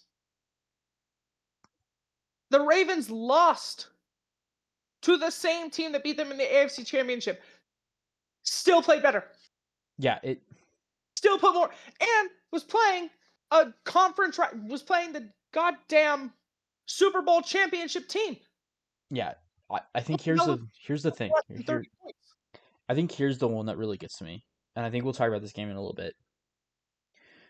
The New England Patriots Oh my God. beat the Cincinnati Bengals, who people seem to think, or people think, are one of the better teams in the AFC, and I would tend to agree. Like they're definitely good, The the Patriots beat them. Okay, how do the Patriots with that shitty roster? I With mean, nobody. beat that team, and you can't even kind of put up a fight with your Yeah, roster. you It didn't even. And then you gave up. You gave up. You went, fuck it. Fuck it. We're going to lose. It doesn't matter. I told you during the third quarter of the Ravens game, I was like, well, they're going to lose. At no point did they stop fighting. they At damn no point near did they stop trying. came back. The Panthers game, at no point stopped trying. Yeah. It didn't go well. Don't get me wrong. It was a Travis. It was a train wreck. It was a train wreck. It's the best Derek Carr has ever looked in his entire career. Yeah. At no point Though did they bring did the Bryce Young out? Panthers just throw in the towel and be like, well, that's this. Like They put up a fight. like you look The across the Broncos, board, that you were the he only wasn't going to team win. that gave up. Like, it's crazy. I, And you're a leader. You're 40 years old. You're a veteran. You know what you need to succeed in this league. okay, here's another one. Kirk Cousins also tore his Achilles. Tore it later than you did in the season Yeah. and stuck out the entire game. Okay? But no And he point got where beat, by the way, by a fucking kicker. yeah.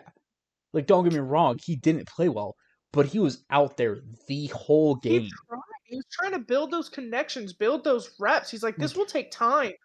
and I think as a head coach, like yeah, this is probably on Rodgers too, but it's also on Salah. As a head coach, what are you doing? Yeah. Why? Like, how do you think that's going to make it better? How do you think that's going to fix the problem? That like Like, oh, my quarterback put up 12 points. So the best thing I can do is sit him out. is pull him. And that's going to instill a crap ton of confidence in this team, in himself. I'm sure now he feels much better on the leg when you seem scared as shit about it. Yeah, I have no Like, respect for Salah after that game. I just don't have respect. I cannot respect the Jets organization because I don't know what you're doing. I don't know what the plan is. I don't know what the goal is. I don't Yeah, know. Everyone seems to be aware that their job is on the line, but isn't doing but anything no about one it. seems to actually want to protect it. Yeah, it's It's like incredibly we all rare. just assume we're gonna get fired. So fuck it. Fuck it. What happens happens. Yeah, I don't know. It's I week one. I took extreme note of this, and maybe this isn't fair, but I took extreme note. Hmm. Harbaugh, when you watch a Ravens game, Harbaugh doesn't have a play card in front of him, right? Because his coordinators call plays. Yeah. He does timeouts, challenges. He determines often that they're going to go for two or all that other shit. Hmm. And then he communicates with his coordinators. But he is an animated motherfucker on that sideline. He's talking to the refs. He's very involved in what's happening. I watched Sala, who also does not have a play card in front of him. That's fine. You have coordinators calling your plays. But just standing like this.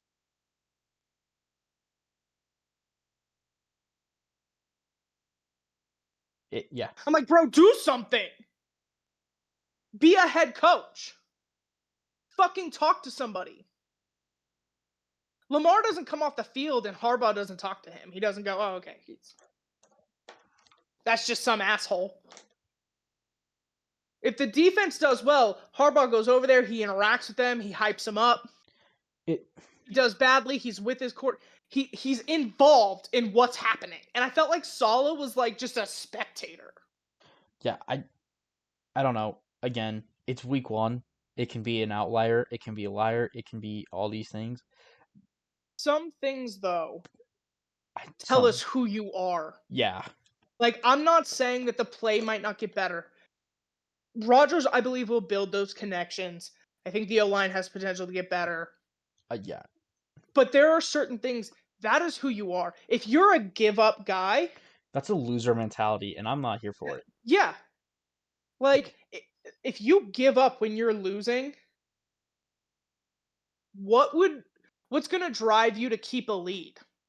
like, Like eh, you can't fix loser mentality. If you're a loser, you're a loser. If you're a piece of shit, you're a piece of shit. and Like I think the best head coaches in this league. I think, like, you look at it top down, like Andy Reid coaches to would win. have never, Dan would have Campbell, never. Dan Campbell would never. And I think Dan Ne- Campbell's honestly, I'm not gonna say he's the best. I think he's easily top five. He might be I my think third best head coach in the league. I I don't just think you can go into a loser mentality place because that's what they were and completely rearrange the culture and get them to where they were last year and not be at least a top 5 head coach. yeah, He's absolutely up there for me. and yeah. But So he would have never, if Harbaugh, that's how the game had gone Sunday night against the Detroit and Rams, LA, yeah, he, and they were like, "Well, you're losing. What are you going to do? We're going to go out there and we're going to play the toughest motherfucking football we can like because we don't roll over. we're gonna beat the shit out of them still. We're going to fight. We're going to do everything we can to make an impact. And Maybe we don't win, but but we maybe we sure as fuck don't give up." and like Harbaugh wouldn't let that happen. Reed, Campbell, McVay. I could name like McVay. That team was losing in that Yeah, game. and he was like, "We're They came back. we're They going to tied keep it. fighting." They went. Now, obviously, overtime did not go well, but I No, think that but that really. defense is tired. And Like I it's mean, they had there was so some. many injuries. There was Like something that's just they about got the that. crap kicked out of them. But they fought hard. They They at kept no point did going. they give up. Like you look at the best teams and best coaches, and I think Saleh might have been the only coach that I saw give up, and Yeah, that I think like is completely unacceptable. he was the only. So I think I realize I do not know this for sure. I do think there's a good chance they pulled Carr in like the fourth quarter. But you're winning by like But you were 50. winning by like 30 plus points. Like you were kicking the Like at some shit. point it does become disrespectful. Like Um I get it. But, Like like, again, the fucking Panthers didn't give up, and I'm gonna be honest, that one I would've gotten. I'd have been like, "Alright." okay, the Giants didn't pull Daniel Jones No, for better or worse. They could stuck. have. Yeah, Could have easily. And that here's the thing, though, that wouldn't have been giving up. That would have been, to me, fighting to win. yeah. If you'd been like, "This ain't work, we gotta make a change." Technically, the Panthers took out Bryce Young, but part of me is When? also I don't know When when. did they take it out? I'm Oh, just saying okay. an Andy Dalton had one pass in that game. Gotcha. So, Um, probably the very end. yeah, and then as you So, said, you let Bryce Young fight Derek for Carr came out and Hayner yeah. threw one pass, but again, probably the last drive of the game. But you were So winning by 30.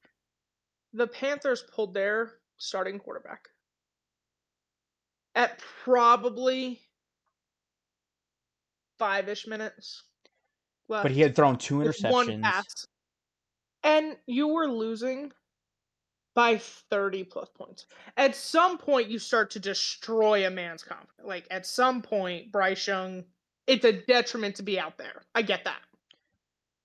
That was not the case with Rodgers. That was No, not the case. okay, another one. Deshaun Watson, who was having a terrible game, was God. out there the whole game. Yeah. Like, there were several that I just did, and to see Salah, Harbaugh looks perpetually pissed off. Right, you made that comment during. I was like, even when they're winning, that's kind of what he looks like because he's always sitting there going, "This is what we can do better. This is what we should do better." Salah just looked like a fucking spectator on that sideline. Yeah, Like, there was no emotion. I didn't see any coaching coming from him. I didn't see him hyping anybody up. He was just like, "Well, this is what's happening." Like, "Bro, do something. Be a leader. Be a coach. Act like you give a shit if you keep your job." yeah, it yeah. And I don't like I pulling Aaron Rodgers, I'm like, "How's he gonna get comfortable on that leg if you keep not letting him? How's he gonna build these connections? How is this O-line gonna get used to him if you don't let them? Fucking stop." It's not gonna get easier. It's not gonna get better. This is seriously the worst the 49ers will ever look. You It play hard teams. What are you gonna do when Josh Allen's the one running up and down your field? Mhm. What's the plan? What's the plan when you have Tua throwing to Tyreek and you've got Achan and Mostert running through your D line? What are you gonna Is this do? who you're gonna be? Are you gonna lose to the Patriots? Like, Who don't give up, who fought for it, who went fuck. They entered this week. I do with want to talk about this nothing to game lose. with nothing to lose and nothing to gain, honestly. They gain more by having a terrible record. And they fought tooth and nail to win. And when that's their mentality coming into my MetLife, what are you going to do? Who are you going to be? Yeah, I am. I I don't know if there's much more to say on this. Yeah, Um, but yeah, it was crazy. It was crazy. I'm I thoroughly did disappointed. enjoy Manningcast. Enjoyed that. I did not watch that, but I also had to I don't focus either when more I on the have to game. like know what's going on. But yeah, Just watched. wildly disappointed. But also It like, was crazy. and then I think we're gonna move on to just some general takeaways we had from Yeah, games. Um, I do. I do want to talk Patriots Bengals. I don't think we're gonna talk about every game, but I think No, we're gonna no, pick a no. couple. We don't care about half of them. I don't think there's much to say about Carolina and New Orleans. I don't. Yeah. There's not. I don't.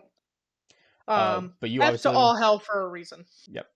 But you obviously want to talk Yeah. Patriots Bengals. So go ahead. I want to hear. I Here's the thing. There were two things I really took note of during the game and then post game.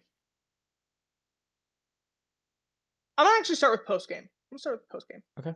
Jamar Chase was asked. He did a locker room interview, so he's just standing by his locker, talking to the media, and they asked, "Hey, like, y'all always start slow."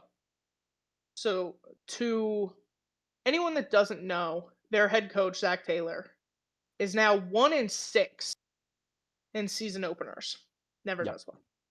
He's terrible at it. Um, and they were like, "Why? What's the deal?"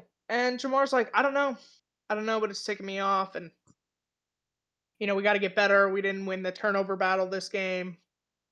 And they were like, "Well, you weren't used a whole ton. Do you know why?" And he's like, "I don't know. You'd have to ask Zach." You weren't used because you sat out for all of training camp. Like, let's be very clear here. You know why. You would have to take a measure of responsibility. Yeah. You can't. You want a new contract. I understand that. You are 2 years early.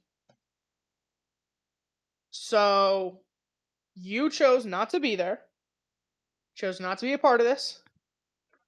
You haven't practiced at all. You showed up day 1 and game 1 and they were like, "We're not entirely sure what he's going to do." You did play, but because you hadn't practiced, they had you on a snap count. Like, take some measure of responsibility. Okay? Like, that's just fact. As for the game itself, the Bengals always start slow. I do feel like this is by far the worst that I have seen. Um, I've listened to some of my talk shows. They want to blame it on the absence of T. Higgins and Jamar not practicing. Here's my problem with that. The Jamar didn't practice all of training camp. Higgins was hurt for a good portion of it. Burrow should have had the opportunity to build those connections with other people. You had all of training camp to do that. Brock Purdy told Peyton Manning, he's like, yeah, because C-Mac's been out for pretty much all of training camp, me and Jordan Mason, we know what's up. We've been hooking it up, and it looked like it showed. His connection with Debo or Ayuk wasn't great, but his connection with Debo and Kittle were great. So you didn't get the time with these guys. Why is your connection with these others not better? When Lamar lost Mark Andrews, he built a connection with Likely. How have you not done that?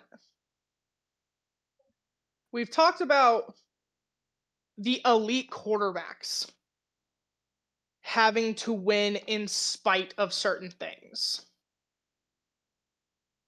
But we talk about elite quarterbacks having to win in spite of certain things. I feel like the excuses for Joe Burrow are just piling up. Like, can you win in spite of a not top wide receiver room? It You had this was one of his first training camps. You had the whole season. You weren't hurt anymore. You should have been able to make connections with your backups or your second guys, yeah, and it you just didn't do wasn't any of good. it. That whole team, I don't Like, feel like played well. the defense didn't play great either because, like we said, the New England Patriots, who I was impressed with, I'm gonna be perfectly honest with you, I didn't expect because I thought this is great. The Bengals always start slow, but they're gonna face a shitty team, so they'll get a win. Patriots The came out Patriots there and said we're gonna run, and they ran the ball well. They passed the ball well. they did what they went out there to do. Like, I just feel like the excuses for him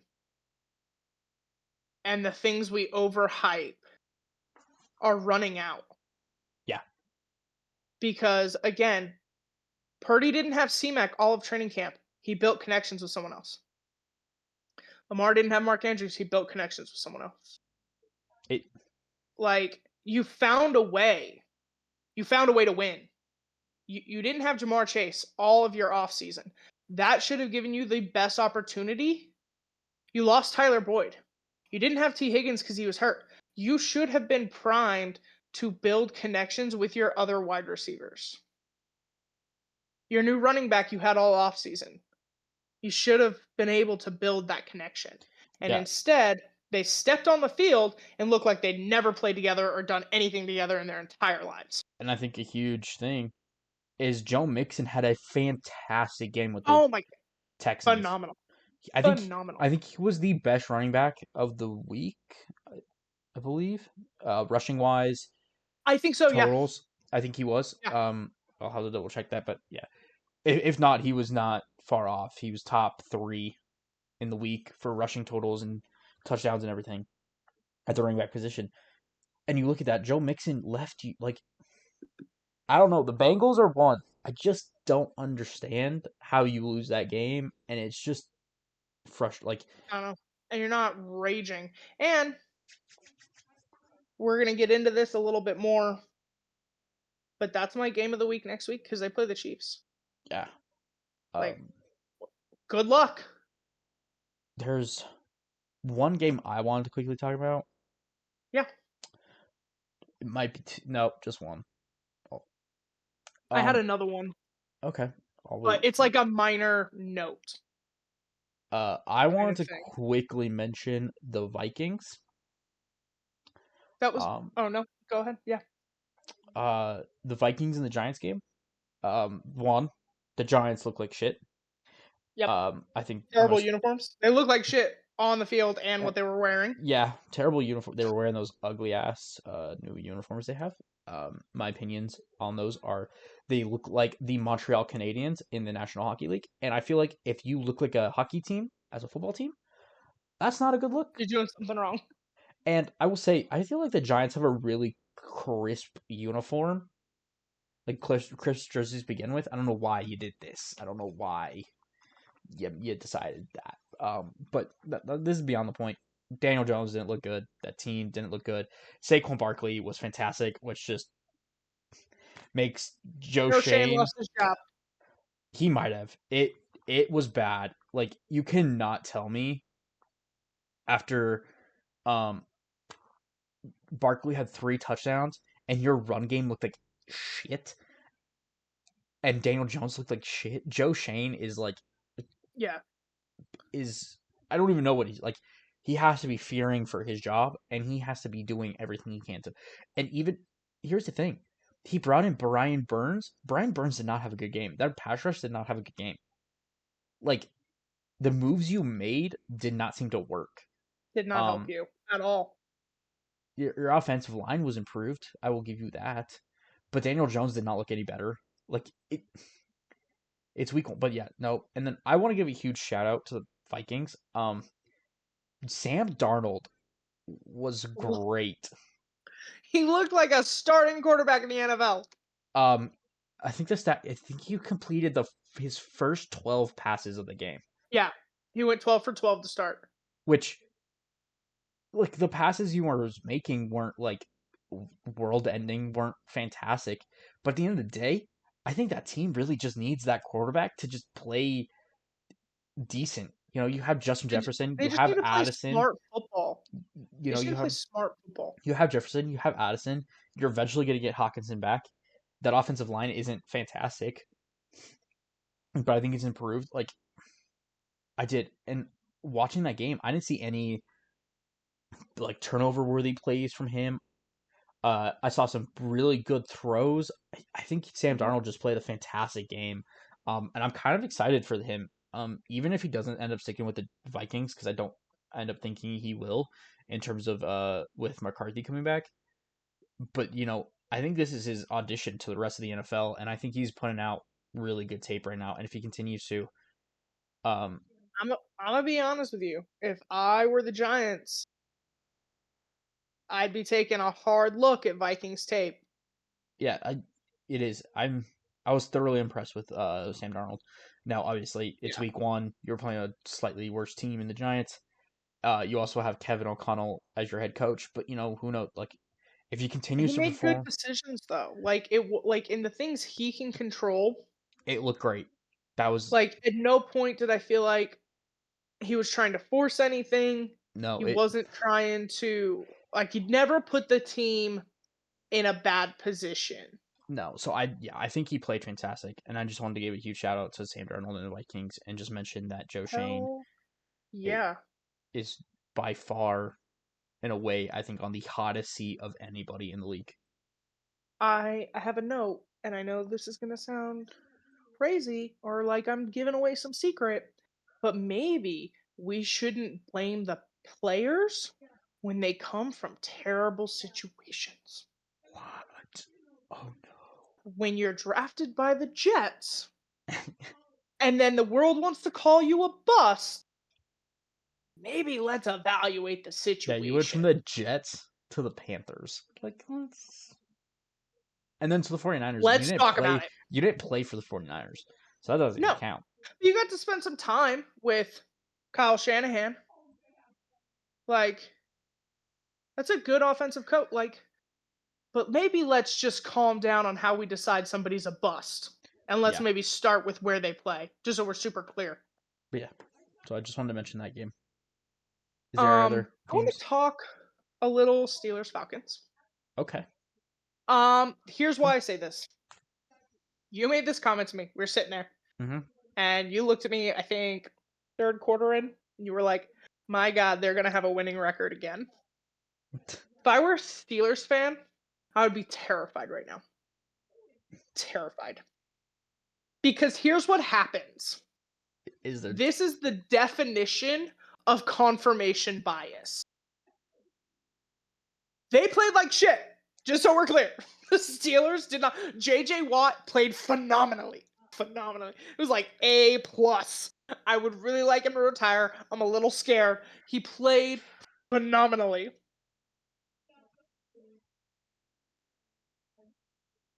Chris Boswell played phenomenally. I have a thing, okay? Because I know you're gonna say But something. and I have some defense for the person. Okay. I think When? Fields played well. I think Fields actually played a good game. Okay. Now, no, the Steelers did not put up 40 points. And no, they did not find the end zone.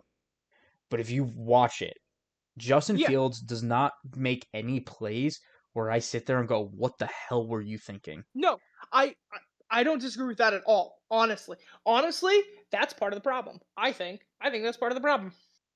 Okay, I'm now very curious. When so stay with me here.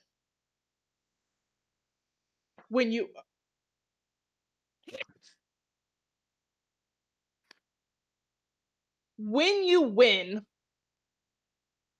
because of average or below average quarterback play, a powerhouse defense, and a great kicker, you think you have a good team because you won, because you continue to win. We go 9-8. We're always above 500. Bitch, make the playoffs. Win a playoff game. That's a good team. Well, all of these things. Justin Fields didn't play terribly. No, he didn't. He didn't put the ball in danger. I think that's a real step up for him, I'm be honest. Yeah, But it wasn't good. The offense, I'm not saying Fields, the offense was not good. Changes have to be made for you to be a relevant team in the NFL.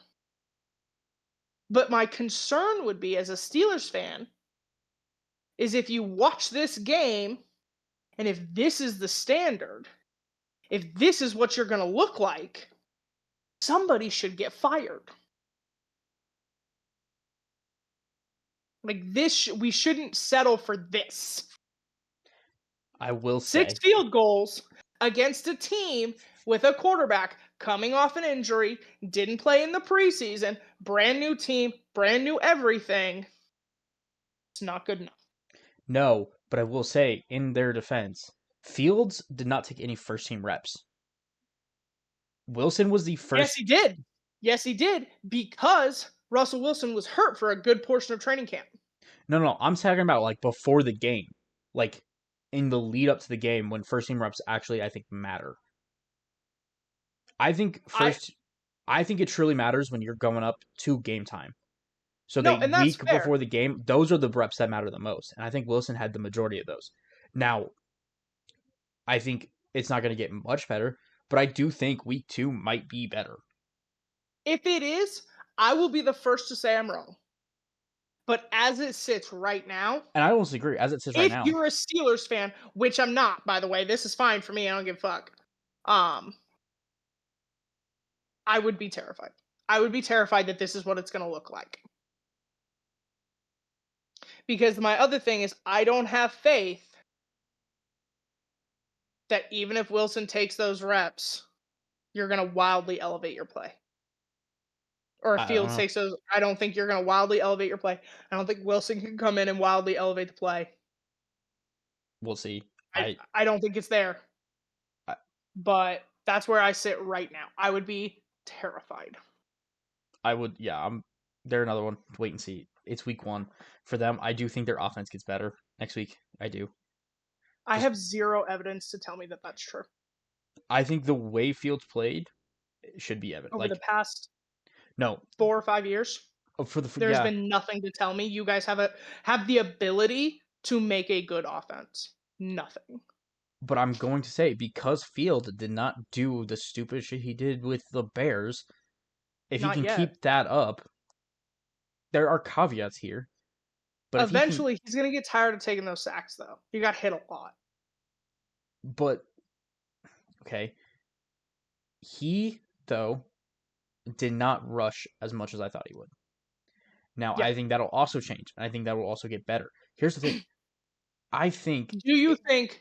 Do you think Fields starts next week, yes, even if Russell's healthy? yes, Okay. You thought it was that good enough. I don't want to say. Yeah. to earn the job for now. I also don't think Wilson will be healthy, but if you're the Pittsburgh Steelers and you have a choice to make, and you have a guy that just won you a game, that did get you down the field for 6 field goals. Now you didn't get a touchdown, but in this league, getting to a point where your kicker can still make a field goal is not easy. Like it's not. Hey, um, because I'm on the app looking at the games.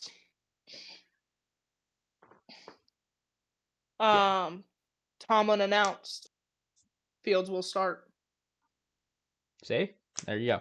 Um, against Denver okay. because that's who they play next. Interesting. Okay. But yeah, like I was saying though, is like if you had to make a choice, I would take Fields for the possibility that he starts putting it more together. Wilson, you're getting a product that you know, and it's not good. Wilson can't get any better as a player. Yeah, Fields can at least still get better. It's unlikely. Like I'm not gonna say it's not, but at the end of the day, like right now, the Steelers are grasping at straws at the quarterback position, and I do. I think you watch him lead the team down the field for 6 field goals, which is harder to do than it sounds. Like you won the game. Like you did what you had to do, and I do. I think it'll get better in week 2 when he's getting the majority of the first team reps. When he's getting all the first team reps, actually, and he goes into his Sunday with a game plan for him. yeah. I again, if I'm wrong, I promise I will come on this podcast and I will say it. I just I didn't see enough. Okay. I to me this is I would be terrified. I would be terrified. Mm-hmm. I would rather lose. Um and then I do want to talk real quick just cuz we talked the others. Commanders Buccaneers just to talk a little Jaden Daniels Oh. in terms of rookie quarterbacks. And also because I want to talk about Baker Mayfield. Okay. Who looked phenomenal this game. Get after it. He didn't quit. He had great connection with Evans and Godwin. Yeah. He looked great. He moved the ball really well. I'm not sure there's a bigger buyer's seller's remorse than the Browns must be feeling right now. Oh God, yeah. Oh, it's When you're watching Baker Mayfield take this, I want to call it meteoric rise and comeback, and you're dealing with Deshaun Watson's bullshit, so the thing I have to say on this too. is it's not good. The Browns and the Buccaneers have a very similar setup on team wise. Mhm, Like if you mhm, look at their team up and down, mhm. now the Browns have a better They're defense. Oh, like they have a significantly better defense. didn't look great though against the No, Cowboys. it didn't. No, but But I do agree. As a general rule, they do, especially with Miles Garrett. It's like the significantly better. Buccaneers defense is okay, but like it's significantly better. Um, but the wide receivers, like you have Amari Yeah. Cooper, you have Jerry Judy, like you have a good tight end in Njoku, you have one of the better offensive lines in the league. Mhm. All you really need is a good quarterback, and you didn't even trade him, you released him, You just let him go. and then it. I think honestly, it is one of the dumbest things any person, any GM has ever done in the history of sports. I don't. I was like thinking about this the other day because I had said the comments free, and I was like, maybe the Colts feel that way about letting Manning walk away. I don't think so Um, because I you did make this decision based off a doctor, and you did make this decision based off a doctor. And Andrew Luck gave you several years of great football. I don't know it exactly was, how long. but Um, again, injury that offensive line but like you made choices. But the Baker versus Deshaun right now, is it's not even close. yeah, It's not even close. and you're never gonna get the Houston Texans Deshaun Watson ever. No. And who are you going to get now? Like I not to everybody wants to play in the NFL, right? And there are very few cases of players coming out of college that go, I don't want to play there. But I do think there are maybe 3 organizations, maybe 4 right now that if players have a choice, why would they come to you? No. It- We were talking about Hassan Reddick. I would bet you money the Jets are trying to give him a contract now. Why would you do that? Other than to get paid when you look at how they played. If the Browns want to pick you up in free agency or make a trade for you,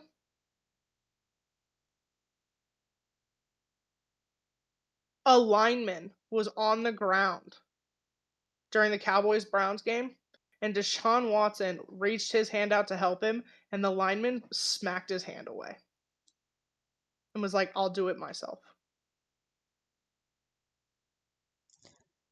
I What the fuck? I Stefanski has to make a That change. You have to that start is a Winston. deeper problem. That is a much Because deeper here's the problem. thing. Winston might not be better than him talent wise, I think Winston bring has the locker look, room. Because and I Winston think is a likable guy. yeah, and I don't know. We're not going to really get into this. I want to know how much of that team you consulted with before you brought Deshaun in, and they went, yeah, okay. And how many would have been like, are you fucking kidding me? Because when they play with Flacco and they play with backups, they play really well. And when Deshaun's out there doesn't seem to be a giddy up from anybody. No. Amari Cooper dropped a touchdown pass. Yeah, he was Amari like, Cooper. One of the and most then he shoot. doesn't even look. He didn't even look upset. He was like, well, Whoops. bummer. Like There are serious problems in that building. and Um, I do. I and I think love seeing Baker just rise, oh, just be like, this is what you could have had. This is what we could have done. Imagine me and Amari Cooper. Imagine me behind that line. Imagine me with Miles Garrett on the defense. yeah. And Kevin Had you Stefanski given me a little time, and had Kevin you not Stefanski. based, yeah, had you not based this off the decision of the season I played with a fractured shoulder. Yeah, it But yeah, this is better. That's going real well for y'all. Uh, when we talked last week about hot takes, you mentioned the Browns GM. He's officially on the hot seat. oh If that yeah, GM is still there, you I made don't this know. call. I don't know You if the made this GM call. that made that call is still there, but if he is, you're on the hot seat. There's You no got to way. blame somebody, and I don't know. I don't know if I blame Stefanski. He's a good head coach, but somebody has to take the fall for this.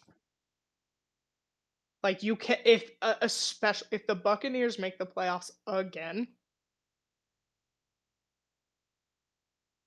if Baker Mayfield does this again, by the way, being paid half of what Deshaun is, half.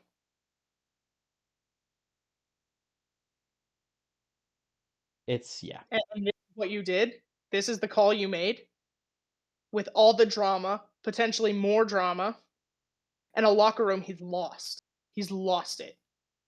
You cannot tell me based off what he hasn't. You can't tell me those guys are rallying behind them. Amari Cooper dropped a touchdown pass and went all right and moved on with his day. A lineman refused to be helped up by his quarterback. That's crazy. It yeah. I There's a good chance Linderbaum does not let Lamar help him up. He's like, that's cute, buddy. Get Stanley over here. But at no point is he disrespectful to Lamar and just pushes him away. Be like, get away from me. but I I'll get also up. think if He just Lamar crawled up to get up on himself. He was like, I'll just do it myself. Nobody else came to help him up. He was just like, I'll do. He's surrounded by like 4 Cowboys. He's like, I'm just getting up. But like, I think if Lamar came over and tried to help him up, I don't know if Linderbaum would genuinely sit there and go, no. He'd probably be like, all Yeah. right, fine. He'd be like, no one, all right. And he'd still be doing it himself, but he'd reach his hand out for Lamar. He'd be like, okay. He's lost that team. He's lost Yeah, it. I don't think he ever had it, That's fair. I'm not convinced that he did. I'm not convinced that he did. but I don't know.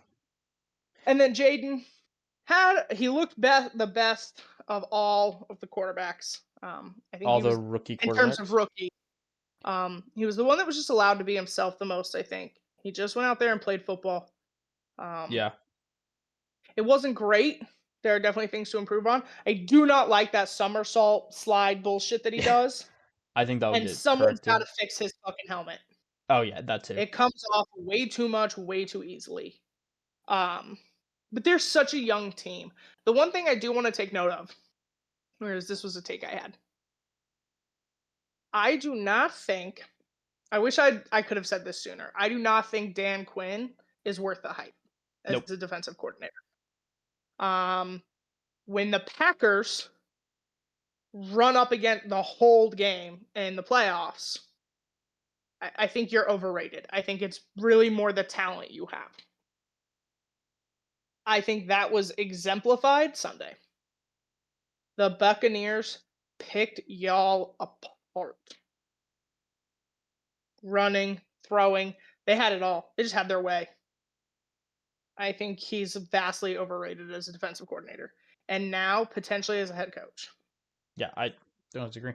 I remember when Seahawks needed a new head coach, his name was being thrown around a lot because he was the coordinator for Seattle when they won the Super Bowl. Yeah, I did not want that like at all. And I'm very glad we went with McDonald. I think he's going to be a really good head coach. But yeah, I agree. I think he's going to be overrated as a head coach. He's already proven that he didn't succeed as a head coach once. So like, I don't yeah, know why you think he'd succeed now. With the worst team, and it. Yeah, I don't even. I'm happy for Jaden. I thought he played well. Um, there are things to improve with him, oh, definitely, but like, definitely. I don't think as a rookie you could sit there and go there isn't. Even CJ Stroud in his rookie year had things to improve upon, but I do. Everybody does. I think he came out and I think he played well and I think he showed confidence and I think that's important I for think it. I do think you should like his reps, his preseason reps. You see it. He was more confident. yeah. He wasn't afraid of the things that didn't come. He forced it a little bit. Um, I think he had one interception, I don't think he did. but I I thought think he that did. I thought he had. no.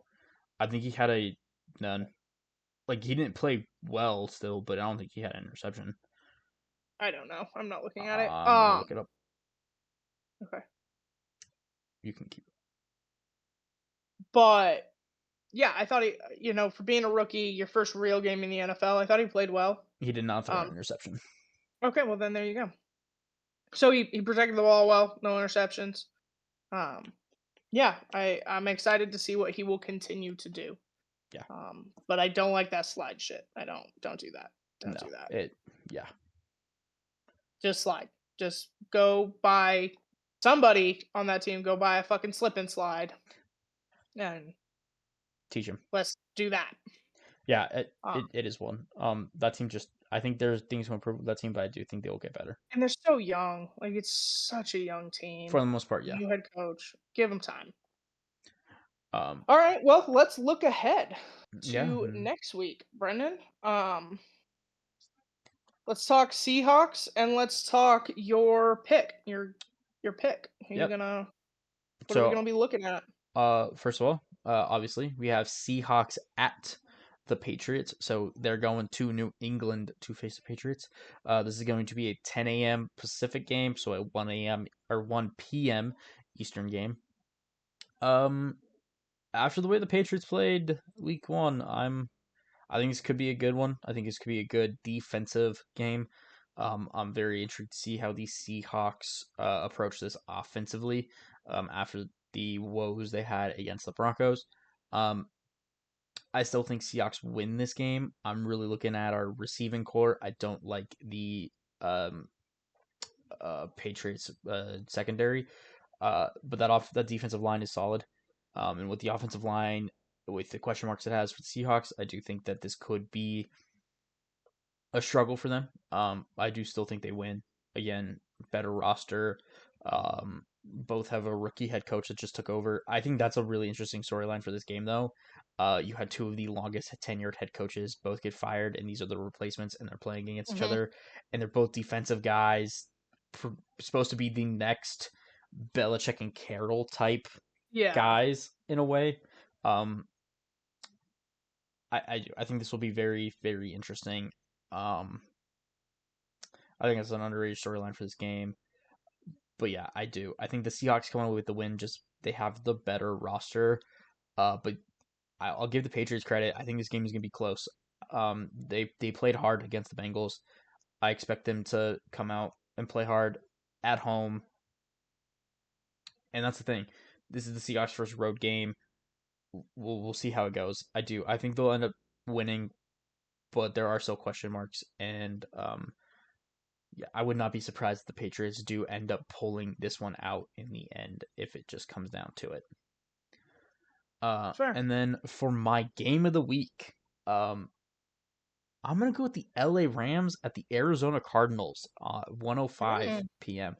Um, Part of this is a divisional game for me, so both teams are mhm. in our division. This gives me a really good look at how our division is going to stack up against each other. I think that is like the main reason I picked this game. Obviously, both of these teams started the season 0-1. So I'm very intrigued to see what happens. The Arizona Cardinals were on the up, but Marvin Harrison Jr., who you drafted fourth overall, had 3 targets and 1 reception and only got 4 yards in that game. That cannot happen for the Cardinals. So I'm very intrigued to see if they end up getting Harrison more involved. The Rams, I thought, played a pretty solid game. That defense got banged up. The offensive line got banged up. Puka Nakua is out for 4 games, so I really think that'll be an interesting one to see how Cup, Stafford, and the rest of that team respond there. But yeah, I think this Yeah, will that's give a good me a point, Rob.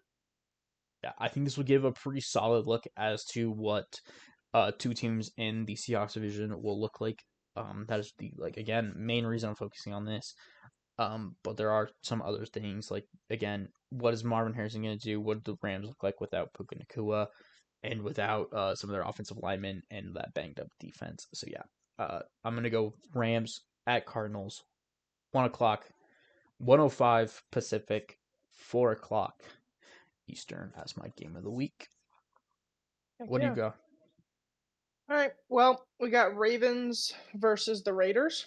This is their home opener. They are the 10 a.m. Pacific time, 1 o'clock Eastern. Um, I'd like to say win, but Max Crosby does give me concern with my O line playing the way it is. So we'll just kind of see how that goes. I want to see how my secondary deals with Devontae. Who do we have lined up against him? Can we lock him down? How we do against the run. They have a really good run game. And yeah, they do. No, they don't. Their run game was Who's their running bad, back? dude. It was bad against the Oh Chargers. yeah, because they got rid of Jacobs. Yeah, it was Who's rough the against okay? Zamir Never White mind. and Alexander Madison. Oh It was god, not never mind. good against the Chargers. So yeah. But yeah, so they, Max Crosby makes me nervous. Minshew did have, some good passing yards. So we'll just see how this goes. I think my secondary is really going to be the key here. They were able to shut down the run with the Chiefs pretty well. That's something the Ravens always do well. I think that will hold true against the Raiders. It's really my secondary, and can we kind of lock down Devontae? But I am going to say win. I am going under the assumption that Lamar will play and Kyle Van Noy will not. Um, but everybody else, I think, is pretty much what we'll see. I am a little curious to see how the right tackle will be situated. If Makari or Rosengarten will start the whole game or if they'll split reps again, just kind of what that looks like. But yeah, should be good. I'm excited. I'm also kind of excited for them to be taken out of the spotlight a little bit. I want them to just play. I don't want it to be a primetime game right now while they get their feet underneath them. So yeah, 10 a.m. East Pacific time, 1 p.m. Eastern. My game of the week pick. I did allude to this earlier. It is going to be Kansas City at Cincinnati Bengals. Um, None of my division plays each other this week, so this was kind of the most logical game. It is to me one of the more interesting ones. If 100%. the Bengals continue to struggle and they lose this game, I don't want to say it guarantees it. I'm not. It does vastly help the Kansas City's playoff implications and their goal for the number one seed in the AFC. Yeah. Um, if the Chiefs lose, I think that will be important for me and the Bengals later in terms of tiebreakers. Yep. So this has a lot of implications in terms of playoffs and things like that. And I just want to see kind of how the Bengals do if they continue to have the struggles they had now. If their woes can, a lot of times they struggle through weeks 1 and 2. So just what that looks like, and they play at 1:25 p.m. Pacific time, so 4:25 Eastern time. Hmm. Like always, pick team. I don't want to watch two games in the same block. That's too much. Even with Red Zone, I want to be focused on one game Yeah. and then enjoy the others is kind of the goal. So And we both I'm interested. succeeded Neither in one of that. us, yeah, that neither one of us picked a primetime game. I just wasn't a I fan think of any of that's the primetime games that were on this no, I week. wasn't either. Bills Dolphins will be pretty good. That, That's a yeah, delightful matchup. Um, but the Bills, man, should have gone and gotten Ayuk, and that was clear. That was clear. That was train wreck. yeah, Sunday's Bears Bears Texans, Texans, don't care, I think is and then Falcons Eagles, don't care. yeah, like Bears Texans could be interesting just to see how Caleb does. Responds after that rough performance, but Yeah, and then the Falcons. Here's the thing: I genuinely do believe if the Falcons can get comfortable, this will be a good matchup. This will be a good game. yeah, Um, but based off what we saw week 1, I'm not I'm not confident. convinced that they're there yet. So Yeah, yeah, just some good things, good games. We're just yeah, excited that football was back. yeah, I man. was ready for it. I 7 was ready for single greatest words known to mankind were said this weekend. So it. Yeah, 7 hours of commercial-free football. yeah, so you know we love it. We love to see Well, it. I do think that wraps us up for this week. Yeah. Unless you had something else. No, I don't Okay. believe so. Yeah, I think we're good. Um, so yeah, that wraps us up this week. I'm gonna cut that out. That wraps us up this week. It was a not the longest episode we've ever done. We did have some stuff, but we're looking forward to next week. Obviously we got some games. We'll be watching a lot of them again. We'll actually watch all of them. We'll have our couple ones to focus on. But we're really looking forward to this next week. Week 2 tends to be when games start to really pick up and start becoming more The real, in our largest opinion. jump you see in terms of improvement is from week 1 to 2. Yeah. Um. So week 2 is really where you start to see what teams are going to look like. So yeah, that we're really excited for week 2. We think it'll be a really good week. And yeah. That being said, I've been Brendan, And I've been Dallas. and this has been Flocksnest Podcast. Thanks for joining us. Remember to like, subscribe, comment. If you want to see anything, want us to focus on specific teams, let us know. If we miss anything, let us know. And thank you. Goodbye.